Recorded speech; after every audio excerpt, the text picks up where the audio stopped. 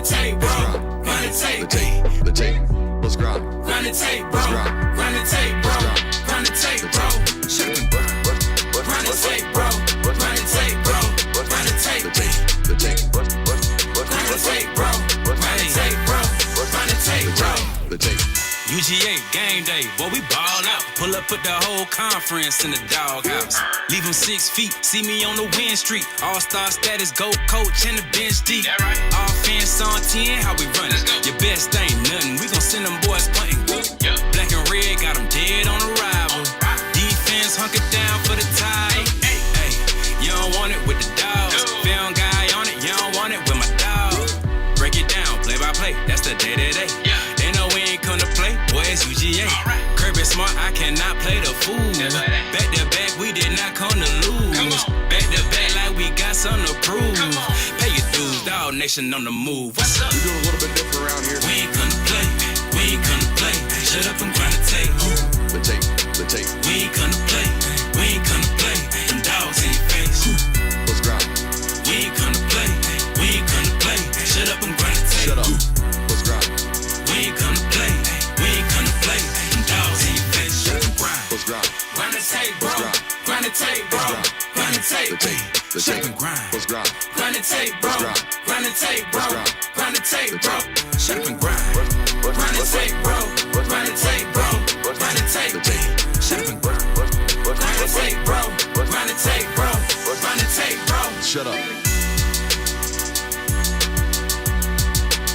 The tape.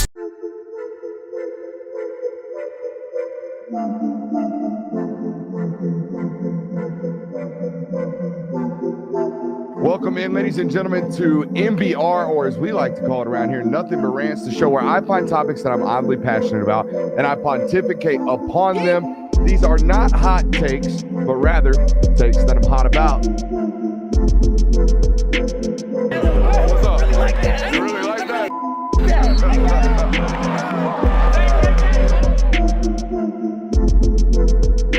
Let's shut up and grind some tape. What is up, ladies and gentlemen? Welcome in to the Film Guy Network on a fabulous Thursday evening. Around here, we got a saying when we get to this point in the week. Last show, best show. Got an absolutely loaded one for you guys tonight. Off-season editions was a hit. Not only was it a hit here on YouTube, but I mean, I got a half dozen radio bookings after that one. I guess it was the talk of the town out there in T-Town yesterday. So we had that one with Alabama. We're going to return to the well tonight with another Blue Blood, the Texas Longhorns. If you're a Longhorn fan tonight, stay locked in. We got that one for you tonight as well. We've been watching a lot of transfer portal film, guys that have been changing schools. I got some notes, some just general thoughts on having looked at all those. I mean, I feel like we're 20, maybe 25 deep at this point, it feels like, at least from a regards of amount of players that we have studied at this point in the transfer portal, and I've got some general takeaways. We're going to go through some notes and some points from the homie Pete Nakos' article over there at On3. NIL-based article. I got some tidbits. Spoke to 13 general managers, Power 5 general managers, Power 4, I guess. That'll be San Diego Chargers, Oakland Raiders, Power 5 football the rest of my life. I'm sorry. Power 4 general managers and guys that are handling NIL on a day-to-day basis. Spoke to those guys and put together one of those anonymous sources articles. Always brings about great talking points. We'll talk about that tonight. And, of course, I want to ask you guys to make sure you're smashing that thumbs up button. All right, that's how we get put in front of brand new people. I know numbers are what they are. Right about this time of the year, we're in that search for the sickos. We've been talking about this for a couple weeks now. We are in a dead search for some new college football sicko fans to find this place and turn those sickos into some subscribers. 93.6 thousand. We're on our way to 100K. We'll get there soon. Do your part today. Fire off in that chat. Hit that thumbs up button. Last show, best show? Mm-hmm. How we doing, boys? Doing good. Doing good. Yeah? Mm-hmm. All right, you had a night off Tuesday night. How was that? Yeah, it was awesome. Concert was great. Very glad I got to see them. So Cool. Never mind. That's an off show story on. I haven't told the Screamo story on air, have I? You did. I did? You did. I told that story to a person who enjoys Screamo today. Expected a chuckle, did not get a chuckle, that's part of the bit. They didn't enjoy that conversation all that much. I think they thought I was making fun of their Screamo culture. I was. Make sure you smash that thumbs up button. All right, let's get into it. We always start with the news, and thankful that there is news here on a Thursday night towards the end of the week. Boys, I've got a smorgasbord of news for you. I've got Lincoln Riley with shots for the SEC. I've got Auburn's NIL bill being suspiciously steep. Surprisingly steep, I should say. I've got Chambliss and Aguilar suing the NCAA and suing everybody under the sun stories. I've got Jeremy Pruitt on the news line tonight. Oh, boy. And I've got Luke Fickell getting barbecued. Where do we want to start, boys? Jonathan specifically. Jonathan, where would you like to start? Let's start with Trinidad and Joey. You know what, Jonathan? I'll give it to you. Let's start with Trinidad Chambliss and Joey Aguilar. Trinidad Chambliss has a hearing in Oxford County with apparently an Ole Miss grad behind the bench. All right. And Aguilar has a hearing with the NCAA, and the lawyer on behalf of the NCAA is a University of Tennessee graduate. Lovely. Who also is going to be overseeing the Alabama hoops debacle. Oh, boy. So, yeah, we got a bunch of conflicting interests. It's always so weird to me how we're supposed to avoid that in the courtroom. You're supposed to not have any time. Like, you're supposed to excuse yourself, aren't you? Well, You have any preconceived alliances. Aren't you supposed to, like, recuse? Is that the word? Recuse yourself from the proceedings? Well, I mean, the entire point of a jury is, you get interviewed and they make sure that, like, there's no conflicting interests before this trial is had. So it's a little ironic that the judge, the decision maker in all of this, already has some preconceived bias towards these potential decisions. It's an absolute mess. I don't want to be hammering out these situations in local courtrooms. I don't think that's what we should be doing.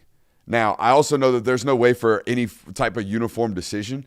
I think it's very interesting how Trinidad's fighting basically local state regulation, it sounds like, and Aguilar's fighting the NCAA. Yeah. Is that just because Aguilar's a step ahead of the process and has already been kicked out of state court and is on in a national? You see what I'm saying? Right. Why is there not a uniform way of fighting these things? Why is there not a uniform way of resolving these things? We play a uniform sport. I think we're supposed to, or we're at least trying to. Why can't we get any type of like regulation on this nonsense? And it's been nonsensical, in my opinion, since about the back end of 2021. Yeah. When we came out of that COVID season and the NCAA was like, free year. If you were on a 2020 roster, free year. And now, 6 years later, we are in full chaos mode. We have no idea how to handle eligibility. And I think it's pretty clear and simple to me. We just got to return back to the 6 to play 4 method. Like, I'll give you your 9 games that y'all just approved. That's fine. So basically, you'll get to play 4 full seasons in 9 games. Now, if you have to take a medical redshirt in there, that's all fine and dandy too. But you have 6 years to play 4 years plus a redshirt. So 4 years and 9 games. I think everybody should be able to agree upon that right there. Oh, yeah. Yeah. I mean, obviously, eligibility is – Other than a UTEP coach who wants a 24-year-old roster. Or Indiana. well, I mean, I think it's very obvious that something needs to be done about the eligibility. And, like, you're exactly right in the sense of it is a confusing process because it seems like all of these different cases are kind of on a similar stance, but they're for different reasons. Like, I know that for Trinidad, it's about tonsillitis. Like, that's kind of the premise around all of this for him. And apparently there are different rules. I heard Ole Miss beat reporters claim that there are different rules for Division II medical red shirts and NCAA Division I medical red shirts. I have no idea how that's plausible, but that is the case. Well, I just think it's funny that, I mean, I've never had my tonsils removed, but considering the amount of people that I do know that have, that's not a very long recovery process. Definitely not something that would keep you out of an entire football season. Unless you're trying to get one back because you're starting to make millions. Exactly. I do think the silver lining of this is that we should be at the last junction of these really being a problem. Like 2020 is a long time ago now, unfortunately, to say it like that, but we are reaching kind of the final era of, okay, you got your 7th and 8th year at this point, or you're fighting for that because you were, part of that COVID 2020 year. So I think that we're only a year or two away from these problems not being a problem anymore. And I think that's kind of what the NCAA wants to do, is just sit on its hands and go, this will phase out eventually. The Aguilar one's even further more of an exaggeration on the rule, or stretch of the rule and stretch of eligibility than anything I've heard to date. And I know that sounds from a Tennessee fan. You're like, what? But I had a Tennessee fan tell me that one of his years doesn't count towards eligibility because he, quote, decided he didn't want to play football. That doesn't stop your clock. That's not how that works. You start it started the moment you graduated high school. He graduated high school in 2019. He should have been playing his first year of college football in 2019, that fall. We're going into the fall of 2026. It's been a minute, all right? That would be 8 seasons of eligibility, by the way. And I'm not saying he used all 8 of those. That's not the point. The point is your clock starts when you graduate high school, or at least for the history of college football, that's how it has started. And your clock can't be 8 years. I don't know what the limit is, but it can't be 8. Correct me if I'm wrong. Isn't the clock starts like once you play a game? Like if you take a year off, it doesn't count against you. No. We can't have. I don't know the full rules on this, but what I can't be having is guys spending 4 years outside of football, not doing anything but lifting weights and being like, you know what, I'm gonna give this football thing a try at 22 years old. Wasn't that what Chris Weinke did though? Playing professional baseball. Right.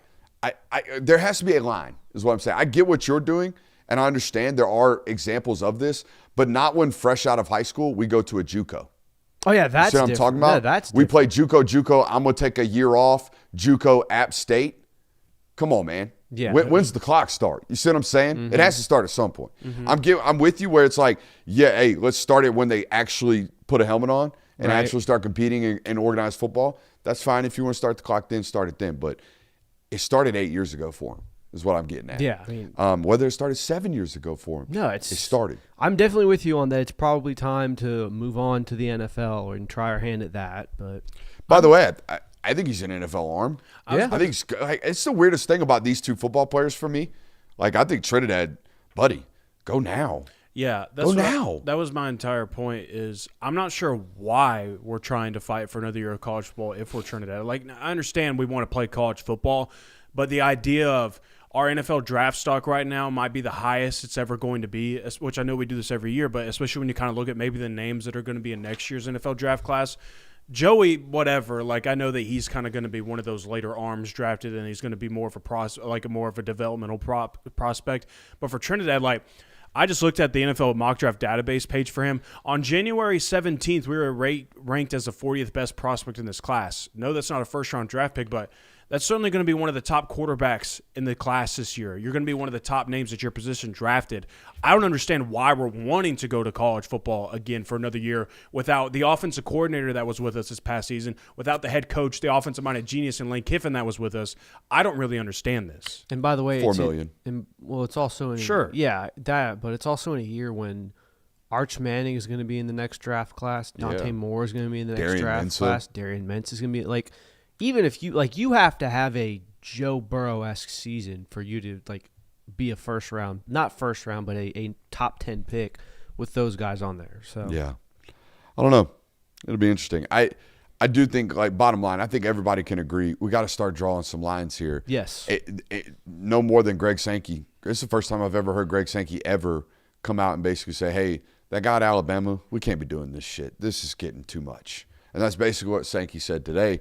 I've never heard him voice an opinion alter the missions of one of his member schools. Yeah. It's the first time ever. And I think that's how far we've gotten. It's that far of a line where a commissioner's like, hey, one of our basketball teams and programs that cares about basketball went to Elite Eight last year and a Final Four the year before. They have an NFL or NBA basketball player. We can't be doing that stuff. Nope, not going to do that. I think that's an interesting line to be drawn. I think you need to pay attention to it because very similar, not as similar as these, but it's a timeline thing. It's how long you've been out. The idea of playing professional sports and coming back to semi-pro or coming back to college sports, miss me with all that. We don't talk about hoops all that often, but that's the extent of it. Jonathan, what news story do you want next out of the 4 that you got remaining? How about we talk about Auburn spending some money? You know what? I'll give it to you. It's Thursday. I'm feeling like a giving mood. Let's talk about Auburn's On 3 reporting. This comes from Justin Hawkinson. Is that his name over there in the Auburn space, Jonathan? I don't want to misquote this. Justin Hawkinson, I believe is his name, out there at Auburn's On 3 site. Did a great job on this article. reporting that Auburn's roster costs roughly north of $30 million this season. Yeah, Auburn. $30 million? Auburn, $30 million plus. It exceeded $30 million. In an exclusive interview with Alex Golish, explaining exactly like what they did with the $30 million. Is that including coaching contracts? Nope. This is roster value. Auburn spent $30 million. What the heck did they spend the money on? It's a tremendous question. So it's an honest question, and it's a question I think their fan base has too, based off the replies that I saw on the tweets. That's the number one question. How did they spend $30 million? Well, I'll tell you this. They got 39 incoming transfers. They got 39 new people. However, 12 of those came from USF. Mm-hmm. So I would assume they probably a little discount bargain bin, maybe. You would imagine. Now, here's my thing. And I said this about, I can't remember what quarterback it was. I think I said this about Carson Beck. Where's the leverage for Byron Brown? Like, I think Byron Brown's great. I think he's really good. But what was your fear? Tennessee was going to steal him? Mm-hmm. Mm-hmm. When he went in the portal, what was your fear? Where did he visit other than Auburn? He didn't. So if you are paying him, they spent $30 million. Let's say they're paying their quarterback $3 million. Why? Yeah, that's a tremendous question. You see what I'm saying? Who's giving Byron Brown $3 million? And look, I don't know. I don't know if they did that. But if they didn't, what did they spend it on? That's what I'm getting at. We got 39 new transfers, and they're from a litany of places. They're from a variety of Power 4 schools, some mid-major guys added in there, 12 South Florida guys. They're from all over the place. But most of their high-dollar value targets or high-dollar value players on their roster have departed, right? Cam Coleman's off this roster. Mm-hmm. Deuce Knight's off this roster. Amaris Williams, former 5-star, off this roster. Eric Singleton, they paid $1.5, off the roster. Malcolm Simmons, highly touted wide receiver, off the roster, went to Texas Tech. I would assume he's getting paid well out there. Most of their money left the roster. What do they spend $30 million on? Well, they retained Jared Smith. They retained DeMarcus Riddick. Okay. That's a linebacker that's been Xavier Atkins. Great linebacker, 16. Love him. He was a true freshman last year. Did they retain the safety that was a true freshman, number 25? Blake Woodby? Sounds about right. He was a freshman last year. Oh, no. Are you talking about Eric Winters? I'm talking about Eric Winters. Eric Winters. They retained him. Okay, so we kept some of the young blood on the defensive side of the football. Jeremiah Cobb's still there. Is this including their high school recruiting class as well? I should say you should go read the article for all of this because it's a paid article. I read the headline. The headline is $30 million. We're responding to the headline. How? Trying to figure it out. I'm sure Justin went into full depth on this. I would assume the roster in totality, everybody that is going to be on the roster come 2026, the 105, they are projecting costs $30 million. So I guess in simple terms, let's put it this way. So you have the $25 million threshold, I'll say in quotations. So they spend an extra 20 $5 and a million. half, by the way. Oh, 20 and a half. Okay, so they spend an extra $9.5 million. I would imagine they spent 15 of the rev share money and then found 15 in passable NIL through Deloitte, if you still believe in that. I just have a major, I don't even care where they spent the money. I don't care how they spent the money. I care about the fact that we're spending $30 million in our first year. That's what I care about. I think that is bad business. I don't understand that whatsoever. Why are we pouring and dumping all of these assets into the first year of a guy first time coaching SEC ball and all these new transfer players? We got to lay the foundation. We got to get this thing rolling. That was your thought. My first thought was, what's that bill at Texas Tech looking like? Yeah. Oh, yeah. That was my first thought. If Auburn's paying 30, what's LSU's roster costing right now? What's Texas's roster costing? Do you think that this is almost like Auburn fans and Auburn doing this in spite of Hugh Freeze? I don't know. Buddy, it's not like they didn't give him money. I know, but we did we get the $30 million headlines? Kinda. I don't know. I'm just trying to make sense of all of this. I think it's it's positive in my opinion that he was able to get this much money year one. How he spent it, we can criticize, after the fact. I think we should criticize the dollar amount after the fact.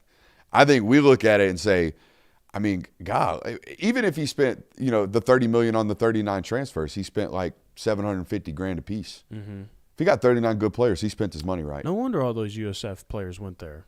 You know what I mean? But I'm saying, like, it sounds like a lot. But they had to go turn the roster over. Oh, at least for they sure. felt like they did. They were one of the rosters that had more of the outgoing numbers than most other rosters as well. All right, hey, you've been 2 for 2. What newsy storyline do you want next? Lincoln Riley.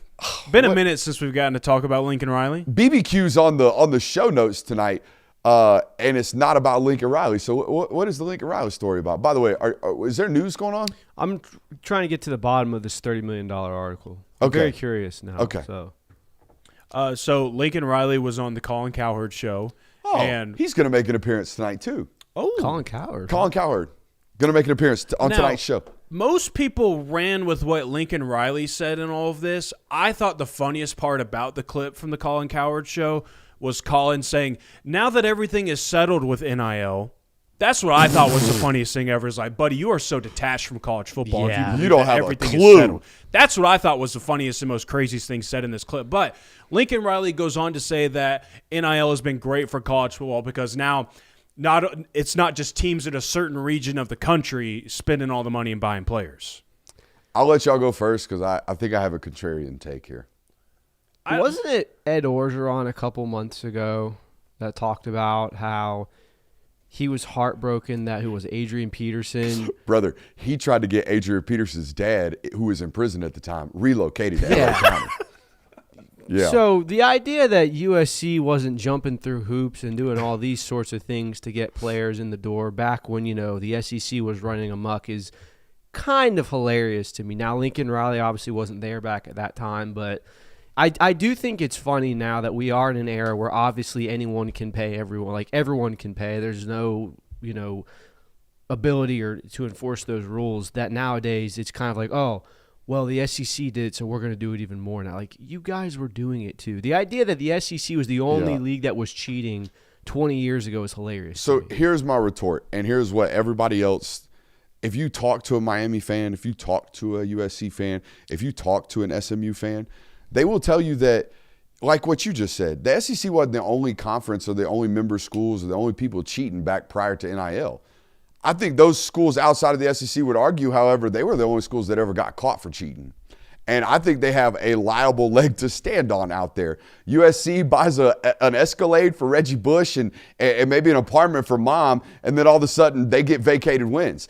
SMU gets the death penalty, right? Miami, their booster gets a little bit lippy about how much access he was able to get to the football program, and they get the closest thing since the death penalty that we have seen. So I do think there is outside of this region of the country, there is a feeling that, all right, look, the SEC, yes, they were allowed to do this when others tried. They were knocked down. However, Ohio State was always really, really good. There are some schools outside of the footprint of the SEC that have always recruited really, really well. So I understand that.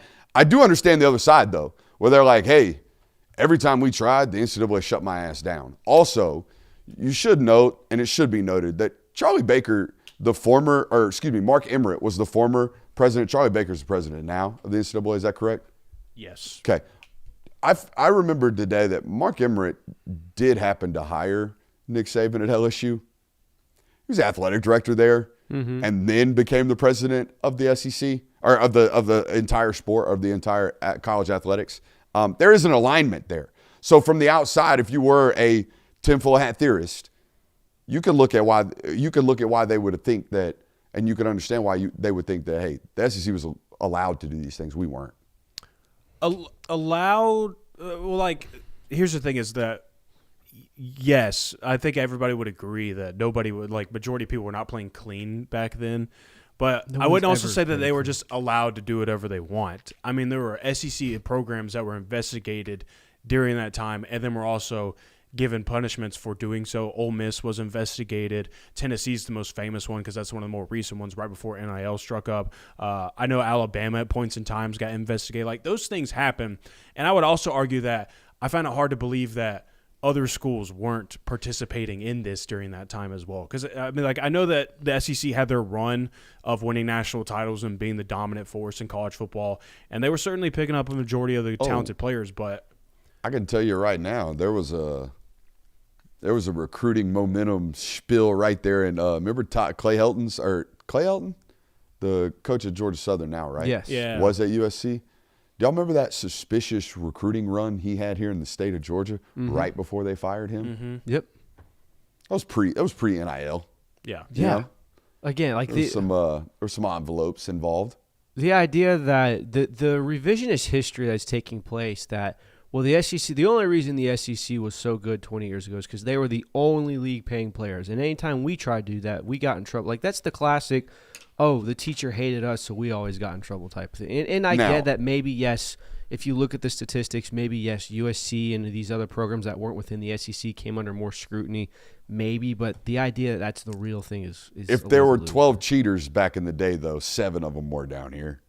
Oh, for sure. I mean, You know, sure. it was disproportionate. I'm not saying that think anybody is innocent in No, any of yeah. this, but I just think it's funny that, like, it was people who claim, like, only the SEC was able to pay players back then. Like, I'm with you there, but isn't there credence to the fact that maybe not only the SEC was cheating, but there's credence to the fact that everyone's allowed to pay him by now, and now there is no dominance. oh, well, down here. yeah. I mean, yeah, what I'm obviously. saying? Well, now it's not even just that. It's the fact of there's no limit. There's no cap. Like, we can't do anything wrong. Like, there's Yeah. literally nothing that can be enforced upon us for what we are doing.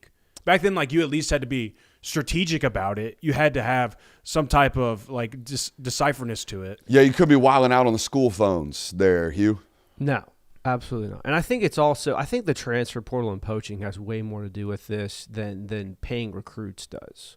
Like, if you look at the timelines of when the SEC started to wane off, it perfectly lines up with when the transfer portal and the one-time free thing, like, absolutely kaboomed. Like, the SEC kind of had its control on the college football world until 2022 when the Big Ten started taking over, and that perfectly coincides with all these teams going really transfer portal heavy, having a lot of success doing that. I think that's as much what's caused this parity than it is everyone can pay everyone now. Like, the fact that you can nab basically whoever you want from whatever roster you want by just paying more is what's caused the parity. Joshua Armstrong says it's not schools paying, it's billionaires going wild. Those are not centrally located to one region of the country, it seems, with regards to people who have an affinity for football. It's also something I pointed out when NIL first came around. It's like, okay, well, let's just find the schools that produce the most Fortune 500 billionaires, or the schools that have, I think I looked it up and said high net worth individuals. They classified those of individuals with north of $100 million. And it was places like Texas, it was places like USC, it was places like Michigan, Ohio State, and Miami. And also, And look where we are 5 years later. the final point I'll make on that is that the comments from Lincoln Riley of basically, or the other comments of the Miamis and the other disgruntled programs of the world saying, well, we tried to do it too and we got in trouble. It's basically just admitting that the SEC was better at cheating than you were. Or just allowed to do more. There's no way to prove that. No. I mean, the thing that keeps going back to my mind is Urban Meyer, a guy who coached at Florida, not known to be one of the cleanest head coaches when it comes to following the rules and running a tight-knit program, elected to take a job at Ohio State. I would imagine that was very selective by him, and that he probably wouldn't go to a program that was like, oh, no, we're buttoned up here. We don't allow any of that Elected nonsense. to take I will. Elected to take a job at Ohio State amidst them serving a probation. I was about to say, he couldn't go up there wilding. They were in the middle. They had just got done washing themselves of the Tressel situation. Which exactly. But they might have just let him wow. I don't know. Exactly goes in Jay Will's point of, like, if you think Urban Meyer went up to Ohio State and was like, The funniest, I got to be squeaky clean now. The funniest Urban Meyer clip as of late is Kirk Signetti telling him that we never have used all 15 practices in spring, and we've never used all 25 practices in fall camp. And you can see Urban Meyer's brain just going haywire, trying to figure out how this guy has become a better football coach than I ever was. And it was all like, I'm all grinded out. Let's most physical practices we possibly can, 3 hours a day. Grind you out in the weight room, having dudes throw up and die in the middle of the weight room. And you're out here like, how many hours do we give? Nah, throw the last 7 out. We don't need them. That's insane. Yeah, I mean, it's You're pushing back on a better coach than him. Yeah, I mean, Didn't you say one there is better than anything? the one season he has had is greater than yes. But it's kind That of doesn't- two. That doesn't make you a better coach in the long run. Again, it's all about, like, we don't have to rehash this argument. 2 seasons of greatness do not outweigh 15 years of longevity. At 3 spots. Yeah, Urban Meyer has 3 national titles in a 20-year span of being a great. We got some room to grow, no doubt. Jonathan, you're 3 for 3. What storyline you want next? All right, let me get a heat check up right here. Jeremy Pruitt? Oh, Haven't talked about him in a minute. is he still coaching women's volleyball? I don't think he was ever coaching women's volleyball. What was he coaching? He was coaching, I believe it was JV basketball. So it was not women's hoops? No. No, it was- Okay. Well, it may have been women's hoops, but it wasn't volleyball. So Jeremy Pruitt, back in the world of football, so says the news today. Or at least was this floated as Maryland and Mike Loxley are circling Jeremy Pruitt? Yeah, I think that's what it was. Like maybe like So this is the old let's test the waters. is this Let's okay? let's see how the internet reacts to McDonald's bagman being back in the game. Here's my take. Free Brian Niedermeyer. Free Shelton Felton. Okay? Free the assistants that got 19 years show cause orders up there at Tennessee. Matter of fact, free Tennessee. Okay? If Jeremy Pruitt's allowed back in the biz, free everybody. Free them all. I'm with you on that one. I'm with you. He's the head man. If he's free, everybody else needs to be free. Absolutely. Brian Niedermeyer was a rocket ship. I don't know if y'all know the Brian Niedermeyer story. Do you know the Brian Niedermeyer story? I've heard it The multiple first year times. in Knoxville, Brian Niedermeyer slept in his car. Became the tight ends coach year 2. Became the linebackers coach and the director of defensive personnel year 3. And is now coaching high school football. Because of a show cause order, because they were handing out bags through a McDonald's drive-thru. It's unfortunate, but if Jeremy Pruitt's back, they all ought to be back. Now, I don't know if Jeremy Pruitt's back. I think this is, like we said, the old leakage find out. It sure is unacceptable how the SEC was allowed to cheat. What'd you get? Also, McDonald's You stock is have down, seemed so- relatively distracted. relatively distracted. What do you mean?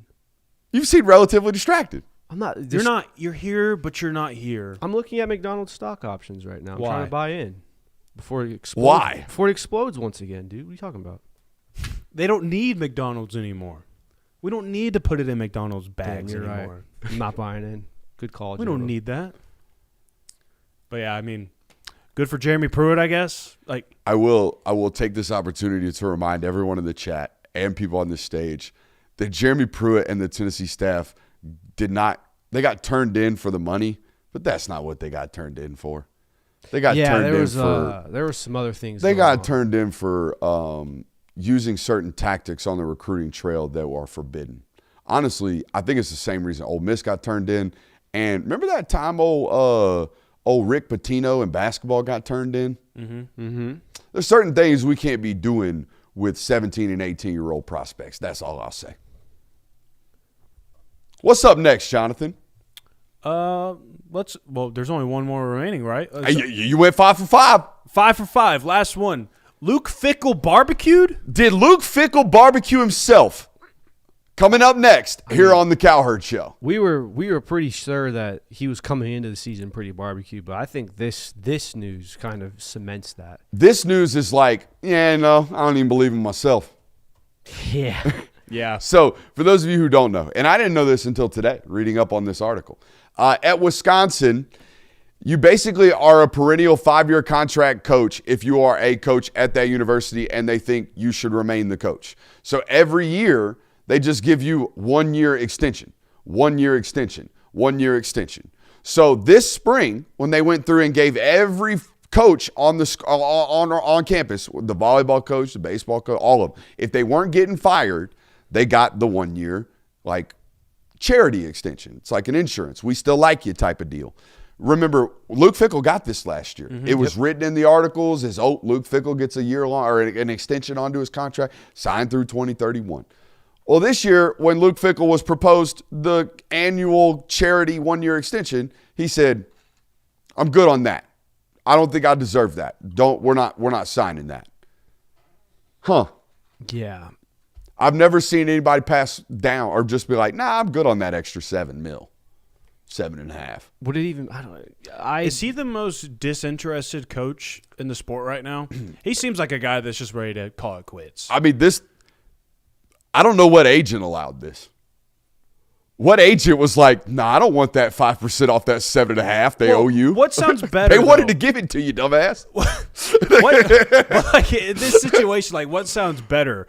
A school saying we're not gonna give this extension to Luke Fickell, or Luke Fickell being like, nah, I'm good. From a PR standpoint, saying I don't deserve it goes better. way better than they don't think I deserve Yeah, it. the school be like, we're not doing that this year. This almost reads to me as like Luke Fickell doing this "I'm locking in" type thing, where it's like Yeah, 0 dark 30. I don't even Keep even me off want- socials. I don't even need the extension. It makes me motivate. I got to work harder this year. I'm coming in different. We're moving different. Like stuff like that. Like that's what it kind of reads to me as. Other than that, I can't really explain why you would just say no, thank you. I got motion twin. Well, we already know he hates social media. He hates it when you come and ask for pictures and when you recognize him and when you know him for being a head coach. He doesn't like that. He wants to stay I forgot about as that low to stuff. the ground as possible. Don't want to be seen by anybody. I thought that was Scott Frost. Oh, that was Scott Frost. Yeah, wasn't Scott Frost was like, don't come up to me after I lose games That's at the what it was. restaurant. That's me what and it was. Me and my wife can't go outside in Yeah. town. I like it down here in Orlando because people are riding roller coasters, not worried about how bad I suck. I was Yeah. confusing the two. Yeah. Hey, red and white schools, though, I could see how you Yeah. could confuse the two. This is very interesting. I think this, like chat's already hit on, this probably will be Luke Fickell's last season. I also think it's very, very interesting that every time they talk about it, the athletic director is basically like, this is the year. We're actually going to give him resources to compete. 3 years into this project, we're going to give him resources to compete. What is this? Yeah, I don't know. A little late for that. I think that it's fair to say that experience has gone sour. Do yourself a favor if you'd like to just be completely thrown away by. Go look at Wisconsin's R-Lads right now. Oh, Is it empty? it's pretty empty. Pretty much. Like, don't have starters? Would you like me to read the starting lineup and I'll stop when you hear a name you know? Should let you know our lad's about 65% trustworthy. This time of year, yeah, don't trust it. Let's call it 59% trustworthy. But what they have for the starting lineup at Wisconsin, I'll read the names until you recognize a name. Okay. Eugene Hilton Jr. Yes. That's Ty Hilton's son. Okay. Chris Brooks Jr. Nope. Tyrell Henry. Ain't got one. Kevin Haywood. Nope. Ryan Corey. Nope. Colin Cubberly. Nope. Emerson Mandel. Grant Steck. Carter Smith. Nope. That's the quarterback, by the way. Huh? Gideon Ituka. Are we on to the defense side now? Sebastian Cheeks. Now we're on the defensive Cheeks. side. Cheeks. Dylan Johnson. Charles Perkins. Aaron Witt. Mason Posa. This is the most John Smith roster I've ever heard. Cooper Catalano. Cario Skanes. Matthew Jung. All right, so we knew one, Eugene Hilton, and they tried to sneak us by there not putting Ty Hilton Jr. In other words, there's not even a football player that you know from the 2022 recruiting class that maybe was a former 5-star that got washed up and was like, you know what, Wisconsin will take me. There's not even one of those on this roster. Shame. As long as they're in 13 personnel out of the eye running downhill, I might watch them this year. But if they continue to try to be air raid with Tyler Van Buren, I'll puke. The homie Pete Nakos put out a banger this week over on On3. If you haven't read it already, you need to. Head over there to On3 and check out the homie Pete Nakos, friend of the show. Here's what he did. Spoke to, I think it was 13 general managers / director of player personnel, guys that deal with ages, deal with dollar amounts, deal with NIL on a day-to-day basis, and just took a poll, asked questions like biggest waste of money, asked questions like who's frugal, asked questions like who's out here running price checks up, all the intel on the NIL world and how folks are spending it. And we got a couple talking points out of here. There was one player in particular that got pooped on pretty hard. And he's been getting pooped on, particularly at camps as of late. Yeah. And that's, which, by the way, should be noted that while getting pooped on in this article, it kept referring to him as a on-3 5-star. Felix Ojo. Felix Ojo got pooped on heavy in this article. The idea that Texas Tech is paying him $770,000 per annum is not sitting all that well with a couple of people around the sport. I saw one coach that basically, or GM that basically said, the moment one of our coaches saw him in person, he was removed entirely from our board, and they gave him $2.5 million. Man. Yeah. That's a tough one. And by the way, I'm not here for – you can't be paying this type of money for ceilings. Like Jackson Cantwell's dollar amount got mentioned in that article. They paid him $5 million over 3 years. If he stays a fourth year, they'll renegotiate the contract. But they bought a high-floor football player. I don't think there is ever a simulation where Jackson Cantwell is poop. I think there is 100 million different simulations where Jackson Cantwell plays 40 games for Miami. So if he plays 40 games and they paid $5 million, maybe they're not like $5 million worth of 40 games, but they're going to get something out of him. We can't be giving this much money to what is essentially a project. Like whatever Felix Ojo, if there is a 5-star in there, it's 2.5 years from now. It's not within the length span of this contract. And I think maybe this is where we'll start seeing like market corrections on these types of things, where you've got a handful of schools that are fairly new to the game that are just throwing cash at stars, essentially, to the point where you're not going to get the return on investment. You might not get the return on investment. I shouldn't say not, like it's a guarantee already, but there's going to be some 5-stars out there that schools pay lots and lots of money for, like more than they should anyways, just to get them on campus so they don't deliver, and you'll probably see some return to the norm because of that. Like I think the Cantwell kid's going to have a very similar track to Francis Mawanawa, where you come in your freshman year, you're playable, you're showing promise of being really, really good. And then sophomore and junior year, all about how much do we go from a draftable third-round tackle to does he crack the top 20 like Francis has an opportunity to do. I think that's how good that football player is ultimately going to be. I wouldn't be paying and paying for projects. You can't be doing that. I think that's why there was such a reaction to the Ojo contract, because that's not only a football player that's got to get better, he's got to change his body. There's so much about the physical development there that has to be had. You know what it reminds me of? It reminds me a lot of that 5-star offensive tackle that Tech signed last year. The kid out of fellowship. Joshua Petty. Like, dude, if we're a 270-pound 5-star, we're 30 pounds, 35, 40 pounds away from being able to play at the next level against grown men. And we're going to let you do that while eating $1.2 million of our salary? That's crazy to me. What do y'all want to talk about next? You want to talk about how Georgia forces the price up? It's confirmation of what we've been talking about around here for a long time, is that Georgia pays, but if Georgia's paying an athlete $800,000 for a commitment or to garner that kid to come here, you're going to have to pay him 1.2 to get him out of here. And that's what has played out year over year. Now, my question to you guys, and I know this is the national hour, but my question to you guys is, how much longer does that last? How much longer does Kirby Smart and Georgia get the discount rate because it's Georgia? Until he retires. Yeah. You think it's that long? Until he retires. When they stop putting players in the NFL and stop winning a lot of games like that, like we're going on 10 years of this where there was a like – we're not going to act like there wasn't price tags on players back in the day as well. No, but there are certain programs that you guys bump up against that are about to be able to say we pay more, and like Ohio State, for example, if they want to pay more than you guys over the last 2 years, they've won more titles and put more guys in the NFL than you. Have they put more guys in the NFL? Yeah, last year and this year they will. More high-end picks. If you talk about this year, too, then, yeah, that would be correct. But, I mean, I don't know. I don't see, like, number one, I don't see Georgia just going to stop winning and start being, irrelevant. I am 100% with you there. It has always been a 10-2 floor with Kirby Smart. That's been our motto around here. I believe that. I wholeheartedly believe that. But that's under the current roster strategy, how they build it currently. What if we go 3 more years without them winning a big one? You know what I mean? Does that stuff wear off? No, because there's already proof in the concept. There's already proof that, hey, this guy at the very least, like basically what you are guaranteed or what you are buying into if you go to the University of Georgia is I'm going to be developed, I'm going to win games, I'm going to have the opportunity to win a national title. Those 3 things won't go away, in my opinion. Like those 3 things will remain the pitch at the University of Georgia. And the reality of it is also this, like, let's address the elephant in the room. Winning a national title is not the high-end priorities of a lot of these high school kids.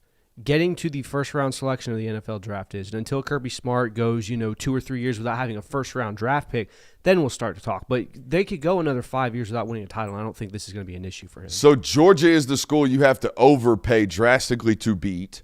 There is a school that constantly gets thrown out there almost as if like a poker chip, like a false bluff of a false raise or whatever you want to call it, and that's Texas Tech. Agents told Pete Nakos and GMs told Pete Nakos that if Texas Tech is mentioned, the price just went up because Texas Tech's coming in heavy. Mm-hmm. So there's that. I thought this was the most viral moment of the article. This is the quote that keeps getting put out there.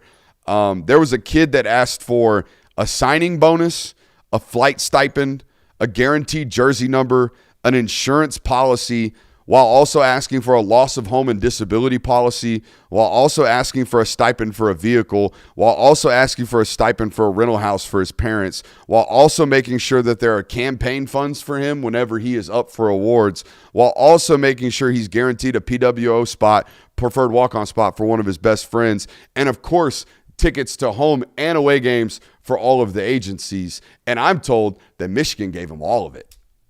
Whoa. Ooh. That should give a few hints. Good Lord. I mean, that's a pretty long list of demands to have, but How do you, Hey, but if you got it, you got it. If you can be out here staring them down and putting that down and your agent gets it all cleared off, buddy, holla at me. I need some negotiation tactics. My God. Couple of things here. Number one, this obviously better be a transcendent talent. Like, this guy better be like the greatest thing, borderline the greatest thing that you've ever seen at his position when he gets to your school. But also, what the hell do you think is going to happen when this year runs up and it's now we got to renegotiate again? Buddy, you didn't say no to anything. You didn't give yourself any type of leverage going into next year. Like, you're a complete pushover to this guy now, to where next year when the list gets even longer and he makes even more demands, you can't say no if you want to keep him, because you just said, like, yeah, whatever you need, buddy, we're right here. Like, yeah, check it all off. We got it all. It goes back to one of my favorite takes. It's just manage and set expectations properly in life. Mm-hmm. Like in anything you do, especially relationships, you got to set expectations the right way the first time around so you don't mess yourself up the second time around. Like, prime example in my life, I messed around buying my wife flowers every single month when we first started dating. That's bad precedence to set. It's a bad precedence to set because everything else after that, it's like, hey, where's the effort? You used to try every month. Where are the flowers at? Buddy, like Jonathan just said, you did not say no. Never once. If you gave them all this, which I'm under the impressions that they did. And, like, I know Chad's saying, like, yeah, but who is going to match that ridiculousness? Like, that's not the point. Number one, I view that as that's what it took for him to get there. Like, that's what it took for him to choose your school. So it's only going to be even more difficult down the road to continue to keep that player and keep him on your roster, because if the demands were that high before he even played a single snap in college football, what do you think it's going to be if he has 1,000 receiving yards or 1,000 rushing yards or throws for 3,000 yards or has 10 tackles for loss? Like, what do you think is going to happen then? I thought you were dropping hints, dude. No, I was just like listing at any position, like whoever this player is. Like, if they light it up this year, good luck. Good luck keeping that guy. I mean, that doesn't even that's the worst of the worst. It's pretty standard now to have down payments on commitments. Yeah. There's like allocations for commitments where you have to pay them $5,000 a month prior to them getting to campus when you're promising to pay them $750,000 a year. Oof. It's here we are. Does that is that player actively getting that money? What, you talking about the down payments as a high school player? Yeah. Yeah. Great idea. I know for a fact there's a 2027 kid in the state of Georgia that's committed elsewhere that you can't get him to go anywhere. Can't get him to visit any other schools because he's getting paid to not. You're not going on those visits. Here's your monthly payments. And if these stop, you feel free to go. But the moment you go somewhere else, these stop too. Okay? There's cars being given out. Yeah. There's all kinds of stuff. There's a handful of highly touted high school prospects that suddenly got really, really nice cars. Yeah. Not sure where that came from, though. Hey, while we're in between, though, let's go ahead and give a quick shout to our friends over at Sleeper. It is a fantasy, sports, and real money gaming app that is focused on bringing the people together through sports and gaming. It has over 6 million active users as of 2023 and is one of the fastest organically growing platforms in the entire world and earns some of the highest levels of engagement per user in the industry. It's not just about sports at Sleeper. It's about building personal connections and lasting memories. If you head over there today and use promo code Brooks, you will get a 100% deposit match up to $100 on your first deposit. Terms and conditions apply. See Sleeper's terms of use for details. They are currently operational in over 25 states, including this great state of Georgia. Again, that is promo code Brooks. I want to say thank you to the good people over at Sleeper. Somebody in chat said, buddy, wait until they start asking for money for visits. Buddy. Ha! Buddy, we went down that road like 4 years ago. Sir, I think you're 30 years late. Buddy, we well past that one. It costs money to stack up them visits lists. There ain't no doubt about it nowadays, man. Everything costs money, it seems like. Offseason's edition segment went really, really well yesterday with the Alabama Crimson Tide. We're bringing it back. If you haven't watched that, we sub-episoded it here on the YouTube channel, so just click the videos tab after tonight's live stream. You'll see it right there, okay? We're going through this offseason editions segment through all of, the Blue Bloods, all the programs that we're basically asked to do that our fans love and we know that they listen to. So here we are, off-season's edition time with the Texas Longhorns. Now, boys, this was a team that was building heavily through high school recruiting and then buying kind of like cake toppers on top of that via the transfer portal, all right? That's a strategy that Ohio State, Georgia, USC, Texas A&M, Alabama, a lot of these blue bloods that recruited at a high rate, they have constantly, despite the fact that the portal is around, have been building through blue chip statuses out of high school. Texas has been doing this for the last 3 or 4 years since Sark has got there. I think they were a top 5 class again in 2026. They've maintained that, but on top of that this year, boy, did they spend some money in the transfer portal. They added 19 incoming transfers, boys. This year, I would argue their roster, their cake of their roster is built out of the portal. The toppers are actually going to come from the high school class that they signed. The last time we discussed Texas's transfer portal additions, we slapped some numbers through sources on some of the dollar amounts that they spent. At that time, guys, we listed 13 players and we accounted for about $11 million. Well, they've since added another 6 for a total of 19 additions. Needless to say, whether it's $11 million, whether it's $15 million, whatever you want to say they spent in the portal, they spent some money. They committed to their roster via the portal this year, and they did it with some high-powered offensive weapons, most notably Cam Coleman, Hollywood Smothers, who I would argue that, for lack of a better term, they stole from Alabama. Oh, yeah. The NC State commit that was committed to Alabama then took a visit to Texas and was signed there for a 7-figure deal per my sourcing. And Raleek Brown, the weapon out of Arizona State, signed as well. Big money additions at the weaponry department to add to Ryan Wingo and Emmett Mosley. I think Emmett Mosley, a football player, often forgot in this Texas lineup. For those of you who are number-oriented like I am, he's number 3 out there and really came on strong towards the end of the year as he continued to get healthy, as did Wingo. I thought Wingo was playing some of his better ball down the stretch out there. But, man, they have a weaponry core, no doubt. I think the biggest question we had about them guys was, what are you going to do offensive line? Like, we know you have weapons. Hell, you had weapons last year. I felt like you had guys running free. The passing department, when protection was provided, looked relatively explosive there with Arch Manning towards the end of the year. Well, they spent a good money on offensive linemen as well. I don't know the exact number of bodies, but I like the Melvin Siani kid from Wake Forest. Loved his tape. I think he's a very good scheme fit for them as well. And Brandon Baker, the former 5-star that started for them at right tackle this year, he returns, as well does Gooseby. I think paying Gooseby to stay out of the NFL draft was really, really important. That's probably a top 90 football player in this year's NFL draft. Those multi-year SEC starters and Power 4 starters at the left tackle spot, they get drafted relatively highly. I mean, Texas knows this. Their right tackle last year, nobody thought was going to the draft. He ends up a 3rd-round draft pick. Okay, so this stuff happens to SEC football teams. It's important that they retained both of those football players. Defensively, guys, they lost almost 140 tackles at the linebacker position in 2 football players. Anthony Hill, obviously everybody knows about him, but the Lafau guy that transferred out of there, both of those guys accounted for 69 tackles apiece. Nice.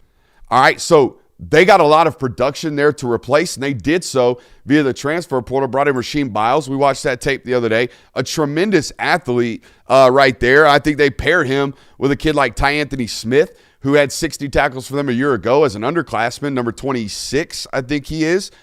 Tremendous athlete, little undersized. You would imagine he put some weight on this offseason. But him and Biles, on top of the fact that you guys have heard me talk about Tyler Atkinson, I don't think there is a more college football year one ready linebacker prospect that I've studied in recent memory like Tyler Atkinson. So I would imagine he comes in there and plays an impactful role, and that kind of transitions me into what they've done in the high school classes. I talked about it. They're a blue chip status program. They recruit really, really well. They pour the resources into the high school department. This is their first year really making this much of a drastic haul. 19 players, a little bit outside of the par for the course for them. Their high school class is really, really good. I talked about Atkinson. Jermaine Bishop Jr. Is listed as an athlete. I think he's probably going to play wide receiver, or at least I tend to want athletes like that to play wide receiver because the weaponry or the ability with the ball in hand is just really, really special. You guys know what I think about Derek Cooper. I've thought Derek Cooper was the top back for a long time until I saw some of the Savion Hyder updated film, but Cooper is a freak. I think Cooper has every chance to be what C.J. Baxter didn't turn out to be up there at Texas. James Johnson, the defensive tackle out of Jacksonville, you know, I don't know how the Justice Terry thing's going. All right, but based off year one, it ain't going all that great for what they paid him. I don't know what they paid James Johnson, but he's got an opportunity to be a superstar. I think he could be a freak at defensive tackle. And we've watched John Turntine's tape on this channel a ton. A 6'4", 270-pound tackle that I think is the most athletic tackle in high school football this year. And I think he's a tremendous, tremendous scheme fit out there for those guys. Yeah, the only thing that would really worry me going into this next season for Texas is it's not like it's been a lack of good or great players on this roster. You've had good or great players. I think that what has been missing is some of this stuff that you're kind of getting to, Brooks, is where we've missed on some of our previous prospects. And, like, I think that Texas wasn't as ready to reload. Like, going from the 2024 to 2025 season, the 2024 year – Texas had a great offensive line. You know, the Kelvin Banks guy was really good for them. They had other NFL prospects on the offensive line. Then the next year you see a drop-off, and they weren't ready to kind of, like, not sure what the word I'm looking for is right now. But rebuild that roster and continue to compete there and continue to play at the level that they were looking for. Wide receiver, I would say, kind of took a slight drop-off, but like you mentioned, Ryan Wingo was still really good for them. It got upgraded with Cam Coleman this offseason. The run game has to be an answer this year. Hollywood Smothers might be an answer for that. Derek Cooper might be an answer for that. But defensively, I mean, you guys were fine there for the most part outside of the secondary, and that's kind of another concern is rattled off a lot of players there. Took a kid from Rutgers. Rattled off a lot of players there. Don't really hear a lot. Like, the best thing that that Texas did for the secondary this offseason was you went and got Will Muschamp. That's the best thing you did for that group. And that might be a fix for you. And you had some great young players that started getting playing time for you last year. But I still have questions about the issues that you had last year might still be issues going into this year. Yeah, I feel like you kind of hit the nail on the head with that. Of coming from 2024 to 2025, this team had a lot of holes. And to Steve Sarkisian's credit, they have addressed a handful of those holes this year, but are they going to be enough to stop the dam from leaking completely? Because there was a lot that went wrong for Texas last year. I mean, you don't have to look very far. Just look at how their games turned out. Arch Manning was running for his life. I think that played a large part into why he wasn't very successful throughout the first start of the year. You have to imagine that he's going to take a step forward. And if this offensive line can take a step forward, like we saw, they took a handful of stabs at that position group. They could be in a very good situation. I do agree that the secondary is going to be an area of concern. Hopefully Will Muschamp just boost, whatever players are in that room up a little bit so that they can be a lot better. But there weren't a lot of stars. And I feel like we came in the 2024 season saying, like, wow, Texas might have one of the better secondaries in the country, to now it's like there's a lot of question marks. So there's still a lot of red flags for Texas, and they're even more red now because of the money that you've spent and the resources that you've expounded. But there's a lot of talented pieces on this roster that's going to cause problems for teams. Should be noted, the Rutgers corner was like supposed to be the corner in the portal. Right. So they got him. They got Muschamp. The nickel last year was a true freshman for him. I thought he was tremendous. Yeah. They signed a 5-star safety out of high school a couple years ago. Now, that kid will be playing baseball this spring. I forget his name. He'll be playing baseball this spring, so I don't know how much growth he's going to be getting. But they've got some talent there. Yeah, and I was going to say, like, I say all of that to say, like, you're still one of the better teams going into this next year. Like all the praise and all of the attention that is being focused on Texas this offseason is granted, it's warranted. Like Arch Manning, you're expecting to see another step forward for him. That's fantastic. You got weapons, right? Like that Jonah offense Williams should be humming this year with Sarkisian and all the pieces they have around there. I'm just like, maybe being a little contrarian. I need a Texas booster to buy Jonah Williams out of his baseball contract. That's what I need. Now, I know that's probably counterintuitive to what y'all got going on baseball-wise, but, hey, what would you rather have? An All-American safety or an okay safety and an okay baseball player? I'll take the All-American safety. I think he could be that good. We'll see. Now, we've been watching a lot of transfer portal tape. Watched Rasheem Biles this week. Watched Hollywood Smothers this week. Have we released the Hollywood one? We haven't yet, right? That's coming out tomorrow here on the network. So Texas fans watching us today, be glued in tomorrow here on the Film Guy Network. We got another one coming for you guys. But we've studied a lot of these dudes, and I got some takeaways here. The very first one that stuck out to me was I haven't watched so much ACC football.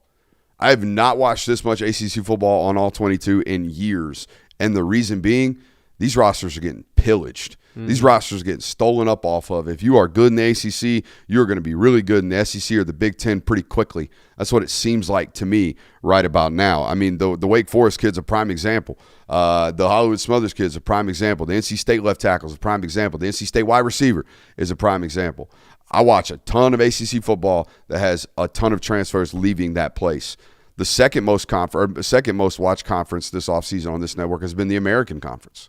Now, this was obvious. We talked about this during the year. I felt like the American was deeper at times than the ACC felt last year. Yeah. I mean, they got roster after roster after roster that you probably, if you're a director of player personnel at the Power 4 level and you're not watching the American every single week, I would fire you. I would straight up fire you because you're not doing your job with regards to looking at the quote-unquote lower levels of football where we can go take advantage of bringing that kid up and playing for us because, man, there are some dudes on those rosters every single year I turn them on. I felt like there was a lot of quarterbacks that I studied from the Big 12, but one of them got stolen by the SEC and one of them got stolen by another member school, So that was interesting to note. I like the Hoover fit at Indiana. I really do. I think his competitive instincts, his competitive toughness, his willingness to add into the run when you don't expect it, similar things that Mendoza had. Now, he will have shortcomings, in my opinion, outside the numbers.